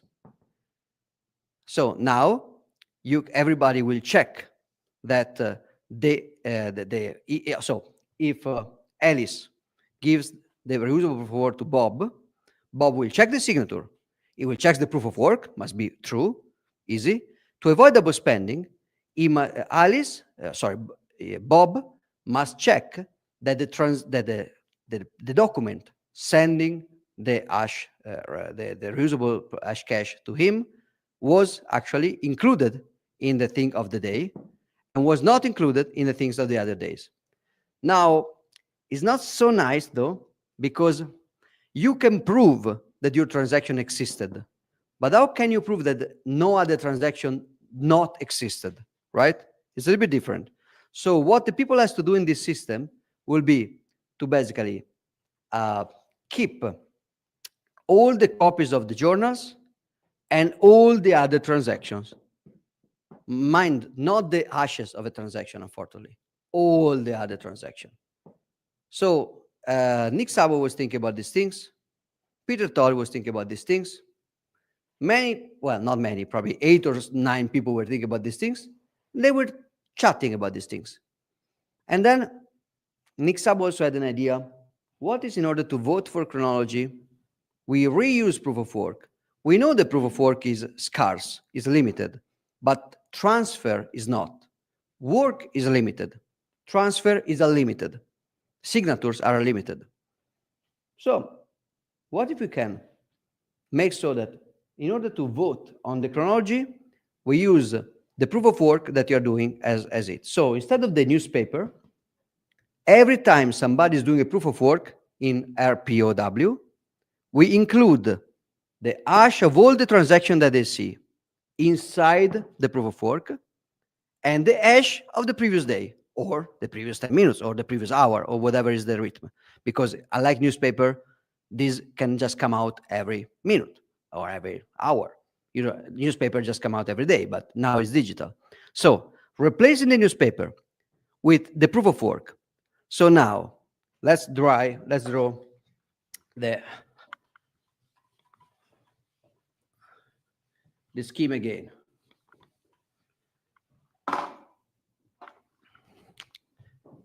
Alice, Bob, let's say Carl, and that's it. Let's stay simple. Now, at the beginning, the bank sends to Alice, Alice to Bob, Bob to Carl to the bank. And then the bank was also avoiding double spending. Now we remove the bank. The bank now is just a mint, an anonymous mint online, not trusted. And now Alice is issuing, let's do it like this, proof of work to herself. And then she's transferring proof of work, which is transferred to Carl. Carl is transferring back to Alice or whoever, but there's no issuer, no redeeming anymore. But there's still the mint. Now we cancel the mint and we say that every time that Alice does a proof of work to herself and tries to spend to Bob, Bob has to wait until somebody else, Daryl, will also do a proof of work to himself. And now the transfer from Alice to Bob must enter inside the proof of work with the hash of the previous proof of work. And then Bob will send it to Charles or Carl. Carl will wait to send the product until somebody else, Eve, will make another proof of work to herself. And this will include the transaction from Bob to Charles and, of course, the hash of the previous proof of work. Now, you can see that now you can build the same system of the newspaper, but instead of the newspaper, so instead of the bank, you now have proof of work. It's scarce, limited, costly, cannot be inflated, sublinear, very nice. Instead of the mint, and instead of the newspaper, you have still the proof of work. The proof of work has two functions: creating the asset, creating the initial scarcity, and also creating the scarcity of the history. So creating a cost to rewrite history. What does it cost for Alice to trick Bob and Carl? Well, first to trick for Bob to trick Carl, Bob now must create another transaction to himself, plus another proof of work to himself, putting the previous proof of work and the new transaction into proof of work. Okay, but they can do it. But what about Alice? Now Alice will have to create another proof of work to fake the first transaction, plus another proof of work to fake the second transaction. So you're creating basically a voting system in which everybody can issue money to themselves via proof of work, and anybody can vote on other people's transactions via proof of work. This voting is cumulative. Like every time you do a proof of work, you vote on this transaction, but also on all transactions that were already voted upon before, because every page of the newspaper will include the hash of the page of the newspaper of the day before. And it's a chain, not a graph. Transactions are graph, but timestamping is a chain of timestampings. Now, Peter Todd says that I should not use the term timestamping because it's wrong. Satoshi used it, but it's arguably wrong. Timestamping is when you prove that something existed. In this case, you're doing something more that they call single-use seal. You're proving that something that is existent and was unique. So because everybody has all the transaction, so they cannot just check that the transaction existed. They can check the transaction existed, that there was no contradictory transaction. So it's a little bit, it's worse because what I said was the main advantage of the Merkle tree in the time guard. They are scalable. You can aggregate a lot. Here, you cannot aggregate a lot. All the participants must keep the lot and keep all the transactions of all the others forever. Because if you come into the system now, they receive money from Carl. The only way you can know that the money for Carl is not double spend if you download every transaction from the very first one, from the very proof of work, first proof of work. So it's not very scalable. All the participants must download everything. And the other advantage that we say that Merkle tree had in TimeGuard was privacy. Instead of sending your documents, you're sending the hash. You cannot check exclusion. You cannot check non-existent. You can check existence with the hash. But in order to check non-existence of a contradictory transaction, you must have the clear text transaction. So with this system, it's cool. You eliminated the mint. Now everybody is an issuer of their own proof of work, and everybody is a mint of other people transactions. And everything works pretty fine, except you don't have much scalability and you don't have much privacy, which will be the focus of the next lecture, of course. So where we go from here? Satoshi said, Satoshi said it's all fixable because true, everybody can check all the transaction to everybody from everybody, but they're still anonymous. So even if you know how much money is going from each private key, public key, to each other public key, as long as the users don't reuse the keys, and as long as there is no strong connection between one user and one key, it's all fine. We will see that turned out not to be the case. First, users are retarded and they will reuse public keys. Even if the protocol says not reuse it, they will still reuse it. And the exchange will ask them, please reuse them. And they will say, yes, sure, I reuse it. Second, even if you don't reuse it, the problem of this linking is that when you lose your privacy on one key, there will be a probabilistic spread, not the deterministic, but a probabilistic taint on all the other keys. Like, this is you, I can assume that this looks like a payment, this is like a change to yourself. This is probably still you because all the transaction, the input is still you. So they can use heuristics, probabilistic heuristics, not to prove, but to guess where somebody is on the graph, which is not great.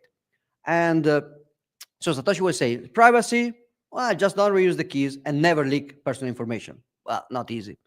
Second, he said, scalability is not a problem because even if every users in theory should keep all the transaction, we can use SPV, simple payment verification, which is a new protocol that I invented, where you don't keep all the transaction. You just keep the Merkle root and you just check that the proof of work is there. When there is a transaction which is fake, like using a fake public key or creating inflation, double spending, when there is something shady, at least you need just one honest guy in the world. We cannot count on an honest majority. We cannot count on this guy being always honest. But can we count on one guy remaining honest in the entire world? Yes. As long as you have one guy running the full transaction ledger, this guy will tell you, hey, this block is fake. I can send you the double spending or the inflation or the theft to prove it. But Satoshi was wrong because the problem of this system, well, can you imagine the problem of this system? It is spam prone. It costs nothing to a troll to tell everybody, hey, this block is fake. Now everybody must download all the block. And then he can say, oh, the other block is also fake. And then everybody must download all the block. So SPV doesn't work because in SPV, all the users can easily be tricked by anybody to redownload the entire blocks. Now, there could be, of course, you can say, there are some wallets that use something which is called SPV, but it's not SPV. It's just, let's just trust the miners. So let's just trust that if a worker produced a proof of work, I assume that they didn't try to include a scam because otherwise they're trying to scam you. And I just trust the miners. That's a stronger trust assumption than Bitcoin. And that's not a strong assumption that we decided to go with. So we invented second layers and many other things. So right now, it's basically over. I will take some questions. And I just had to go with two other things. One is final supply. I will start with these on next week. I will not go very, very deep into that because I think it's pretty easy to understand what I'm talking about. I'm talking about the 21 million limit. I will start with that, but it's scarcity basically. Can we make proof of work scarce? Not really, but we can make an arbitrary proof of work equivalent scarce. And we will talk about the halving basically. And then we're to fix the problem of inflation. Then we will talk about block rate and block space, the problem of privacy that we just discussed, and the problem of how many blocks you want per minute, and how big you want the blocks. And that will be the start of our discussion about second layers and the Lightning Network. Now, some resources before the Q&A. The first book, I already mentioned it during the first lecture, because I said it, you can buy it from Aaron Van Wirdum, the Genesis book. It was written in our office in Milan, actually. And it's a book about the early prehistory of Bitcoin. There are two chapters that fits very well with the previous lecture, talking about Austrian economics and Hayek and Mises, and talking about the cypherpunks. But then after those two chapters, every other chapter is about the story we say today. We told today. So it will talk about Hashcash, about eCash, DigiCash, about eGold, all these things. And you can read the details about David Schum, about everything. So take this book, read this book. That's basically the prehistory of Bitcoin. Is this lecture is very well explained. Maybe the technical parts that I did are not that explained because it arrives just before the blockchain concept. Then there is programming Bitcoin. It's so well, let's first say this. So one of the major technical books on how Bitcoin works technically is called Mastering Bitcoin by Andreas Antonopoulos, the same guy that I used at the beginning of the presentation. Now that was the first major mainstream technical book, so it was famous for a while. I did suggest it when I was teaching Bitcoin 2013, which is funny because I understood nothing of Bitcoin 2013. But I did suggest, I did read and translate, help translate and suggest around mastering Bitcoin. Now I don't because I think that even if there was a second edition, there are superior options around. So if you want to read it for historical value, do. But for example, you have Programming Bitcoin and Grokking Bitcoin. For me, Grokking Bitcoin by Kalle Rosenbaum is probably the best, the most easy, well, for me, but that could be personal, the easier to use to teaching technical Bitcoin book. It's very complete, pretty simple, very linear. Programming Bitcoin is not super easy, but it's interesting, especially if you want to go more into the details of how do cryptography works. So I said many fancy things here, like yes, you have a key, you can turn a key, but not the other way. But it's all just fancy words. How do you build a function that you can use to encrypt and decrypt or sign and verify? And now you can learn about finite fields, which is basically finite fields, basically fields that instead of going on like a clock, you get 12 and then you go back. And then you talk about elliptic curve, which is basically a Cartesian scheme of an ellipsis. And then you do elliptic curves on finite fields. And then you just say, this is crazy mathematics, totally useless. But then you learn that there is a way to create this function, this nice function in a very efficient way, not to do encryption. You cannot do encryption. Well, you do with the shared secret, but not for encryption, but for signature and verification. There is something called Schnorr, which is possible for you to study, especially if you do the technical track. Maybe you want to study how the Schnorr function works. And I think that programming Bitcoin, there is by Jimmy Song, there is a part about creating basically writing Bitcoin in Python. So you will learn about the transactions, the blocks, and everything, the proof of work, the signatures. But also there is an initial part about mathematics that I think is quite interesting, which is not as well developed in Grok in Bitcoin. Then there's Bitcoin Clarity, which is a simple thing. If you are here for the business track and you cannot, so if you're business track, Jenny's book, yes. Maybe programming Bitcoin and grokking Bitcoin is too much for you unless you are slightly technically inclined and you have some time. If you are here for the, but get maybe Bitcoin Clarity by Chiara Bickers, which is an explainer on what we discussed today, which is pretty nice with good metaphors. I find it pretty simple. There are other alternatives. Learning Bitcoin by Anita Posch, Inventing Bitcoin. There are many other books that I'm not mentioning here. I just selected a few. Resources on the Plan B Academy, Model Cryptography Fundamentals, Advanced course. You can check how a hash function works, Bitcoin wallet architecture, to see how the Bitcoin wallet will derive your addresses, which are basically public keys, from your main private key, which is basically your seed words. And then Privacy on Bitcoin will explain what we discussed right now about all the linking between all the transactions graph inside the blockchain. And there's introduction to mining, which maybe you can wait to check it next week because it's also required. But it will talk about what I discussed about moving from CPU to GPU to FPGA to ASICs, but it also discusses a lot about scarcity of Bitcoin, the value, the monetary value of Bitcoin, rewards. So halving is very important. So maybe wait for this. And then there is the entire book, Programming Bitcoin, for free. You can see that here next to the terminal with the Bitcoin command, there is the hat, the cowboy hat of Jimmy Song, the most famous Korean cowboy. And he put the entire seminar of Programming Bitcoin, which is the book plus his own seminar, on the website for free. We did we did what Jimmy was convinced was the last Jimmy Song seminary ever, so he was retiring, and he did it for Plan B Network, giving us the last workshop. I'm not sure he's really retired, but let's assume. That's the problem of scarcity, artificial scarcity. He can try to reduce the supply of his seminars, but artificially, he cannot be sure, cannot guarantee. And so today, we said, okay, we're losing some scarcity, we're losing more scarcity and some privacy, because when you go back to the issuer can look you in the face and tell you, I don't give it back to you. Then we're losing more privacy, total panopticon. Then we are regaining some privacy, but we can still be censored by the issuer.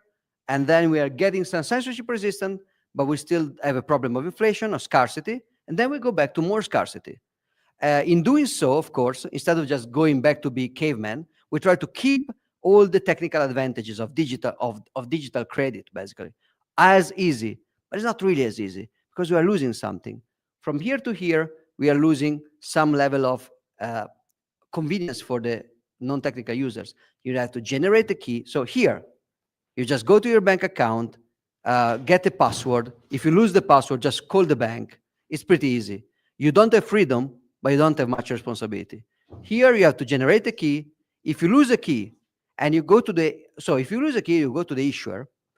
If you are Alice and the issuer knows you, they can give you back maybe. But if you are Bob and you were just an anonymous public key and you cannot show your private key, you're out. Even if you have a custodial, the custodian cannot give you back the money because they don't know who you are. So even in eCash, you have the responsibility to create and store in the private key. Well, that's not easy. Here, you started to have a lot of issues with proof of work creation, the proof of work transmission, the mint. That's not trivial. And here, you have the huge scalability and privacy problem that we discussed. So we went from shells to credit. Huge improvement in convenience, but loss of scarcity and privacy. We regained scarcity and privacy, which are as good as shells, even better, because you can have fake shells. You cannot have fake Bitcoins. It's even better. Also, you have the halving. It's absolute scarcity. It's great. But you still have a problem of privacy, again, and you have a problem of scalability. So we will try to do the last piece, which I think is not something I will put in a one-on-one lecture, but I put it for you because I think that this is part of what the company you may create or work with will be busy with, which is, where do we go now? So that's why, where, why, how, where. Where do we go now? This is the direction. We have to regain the same usability of credit while keeping the same scarcity and privacy of Bitcoin. It's hard. We will discuss the Lightning Network. We will discuss digital assets like RGB, and we'll discuss expansion of digital sovereign identity and stuff like Nostr and BitChat and stuff like that, and Hole Punch. And we will do all of these the next lecture. Of course, like today, I will just try to kill you with 3 hours non-stop, but I will not give you any technical details. And then there will be time with the actual experts to tell you more about Lightning, about Liquid, about ARC, about RGB, about all the other things that we can discuss. I will just try to give you a 3 hours primer into this. If we make it here, it's done. We have all the convenience, plus all the scarcity and all the privacy. So we are super shells cavemen. So it's great. And we cannot skip all these passages. We just have to use them and build on top of them. It's great. Here is done. It was done in 2009. I will explain you a little bit more about the supply issuance, but it's done. Here, okay, I mean, we are basically there. We are basically there. Here is still a mess. And here is just a suggestion. We have still no idea how is this going to be. But if we get here, we can basically fix a big chunk of the word. And that's why I put the word. And so, yeah, let's say last 20 minutes of questions. Physical question? There is a question online about if you can give like a tool to help build transaction or something like that. Also any thoughts on what to do to try and grasp intuitively the back and forth of the signing and verifying public versus private keys. Okay, very good question. So just like I had this tool here, I will put the link. Maybe you can see it on screen, but if you search SHA-256, you find it. There is another link still on GitHub, which is the same website, emn178.github.io, which is a CDSA key generator. You can try to play with these. You can do generation of the key, and then you can do, well, I have to zoom out. You can do signing and verifying. So generate the key, use the public key, the private key to sign, and verify against the private key. Now, if you want to do something about transaction, there are many. I can tell you, maybe I can write you in the chat a few, or maybe Asio, if you're watching, write in the chat a few transaction generator. There's a website to play with the script, so the Bitcoin script, but don't yet, because I didn't explain to you what Bitcoin script is. So there is more, but wait, there is more, but you don't know yet. So all these things that we decided, they're very just, all the things that we discussed are very dumb. This is a check of 100 unit of work, divisible. I just send it to you. You can do smart contracts, and we will discuss that before at the beginning of the next lecture. So instead of going there, I would suggest, but Azio, maybe you can send them tools to create transaction, to simulate, to emulate transaction and script. There is this website. My favorite educational website outside Plan B Academy, of course. Actually, I think we should include it in Plan B Academy. So Learning My Bitcoin is a visual explanation of how Bitcoin works, which has a lot of chapter that you can read, but also there is a node, there is a Bitcoin node. It's just like, this is mempool.space. So let's start with this. Mempool.space is a great way to check on transaction. And here are all the past transaction, and here they are the future transaction in future proof of works. This is crazy because it's from right to left, so I always do like this. And so these are all the old blocks, and we can check it, Satoshi's first block in 2009. We can check a lot of stuff. If we enter a block, you can see all the transactions. If you enter a transaction, you can see all the inputs and the output. This is a consolidation, is a merge, many input, one output. But for example, if I enter here, there is, again, let's do here.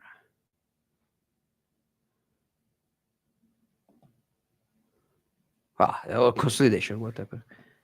Let's do this one. Okay, well, this is a minor splitting. One input, very big, and one big output and several other output. So when you enter this, you can also check a little bit of the details of the transaction. So the size, weight, and it's nice, right? But in Learning Bitcoin, you can enter the block, for example.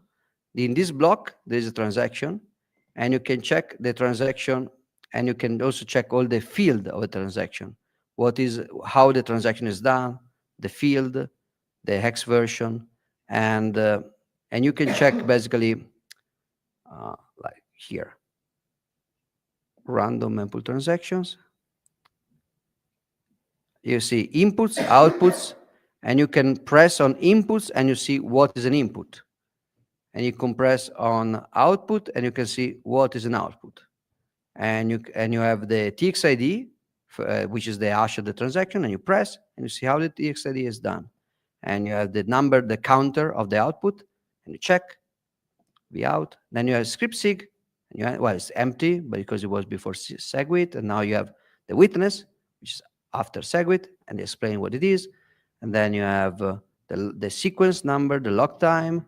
Then you go to the output, you have the amount, is sats, and you explain what is sats. Well, it doesn't really, okay. Then you have script pub key. So this website for me is not a transaction emulator. I don't have a favorite transaction emulator, But this is, I think, the best educational resource to look inside the transaction. Most of the things you will see here, I explained, but when you enter here, you will see op push bytes, op check sig. This stuff you still don't know what it means, and you shouldn't, because I didn't explain smart contract until the last lecture. There's another question about spam production. The question is, why is nobody using this kind of spam? Because probably an email provider would like to propose it as a selling point, and also the cost about it. So mostly because by the time that Adam Beck proposed it for the use case of anonymous reminder, most of the people just gave up privacy completely using whitelists. So they just registered their mailbox with Google, and they don't care for privacy. So there are many kinds of negative sum game. Some are short term.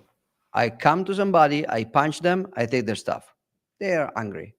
Or I come to somebody, I spy them for several years in order to take their stuff.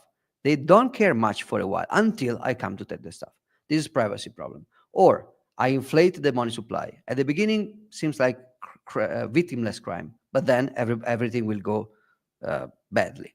So there are different degrees. Privacy is a very long-term kind of zero negative game. People will always lose privacy in exchange for convenience, because what you learn later is like if the little child is learning not to touch fire. Very short feedback loop. Fire. Oh, ouch. No. Learning how not to feel sick with chocolate. Well, you eat chocolate, maybe after 2 days you start to really feel sick. That's a very long. It's hard for you to connect. Privacy is more like that. Losing privacy feels nice for a very long time until it doesn't. And before you are kidnapped, feels like way easier to do KYC. And so why people didn't care for privacy? Because they can afford not to care for a very long time, which is, I mean, it's natural. It's not a moral judgment. I myself, in Switzerland, I use my face to teach Bitcoin at the time. It's easier. Doing this lecture as an anonymous name, I probably could not have come to this point. So it was a sacrifice of privacy, but I didn't feel any suffering, because when I would be kidnapped, it would be late, and I was already. At this point, I just doubled down. I mean, at this point, I would still be kidnapped anyway. So let's get fun at least. So yeah, second. Yeah, as a question about eGold. You mentioned that Satoshi likely used eGold to buy the Bitcoin.org domain. Can you please elaborate about it? So it's a very long answer. We're not sure about that. The register that had the Bitcoin.org used several payments methods. Some of them were nominal, and a very few of them were anonymous or pseudo-anonymous. And one of pseudo-anonymous one was eGold, and it was the only one with the name with a strong track in 2008 and a strong kind of traction with a lot of user base. The other were pretty niche, like there are 3 in total.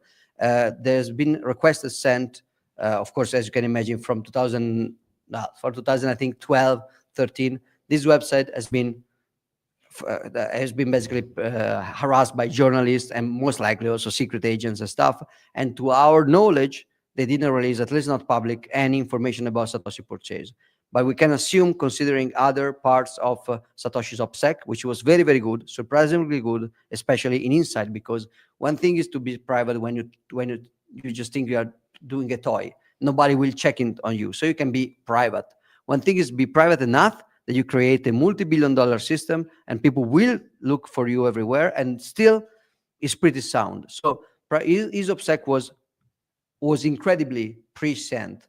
And the fact that you use credit card information to pay for the domain will seem a very inconsistent behavior. So even if the registrar didn't release public information about Satoshi's purchase, we assume that he used some of the most private ways to buy, and the only credible way that was listed in all the screenshots of the website from 2008 is eGold. So we don't have like the eGold transaction or anything like that. By the way, another double check could be having access to the email list of eGold, which was email based, and check if some email connected to Satoshi Nakamoto was there. So this information is extractable. Even if it was extractable, e-gold privacy was pretty good, so probably will not drive us very, very closer. So Satoshi was able to create anonymous emails. Yes.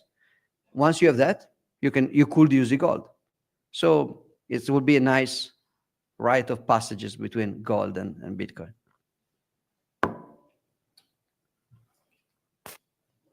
Okay. Thank you for everything. Thank you very much. Have a good night or day, and see you next week.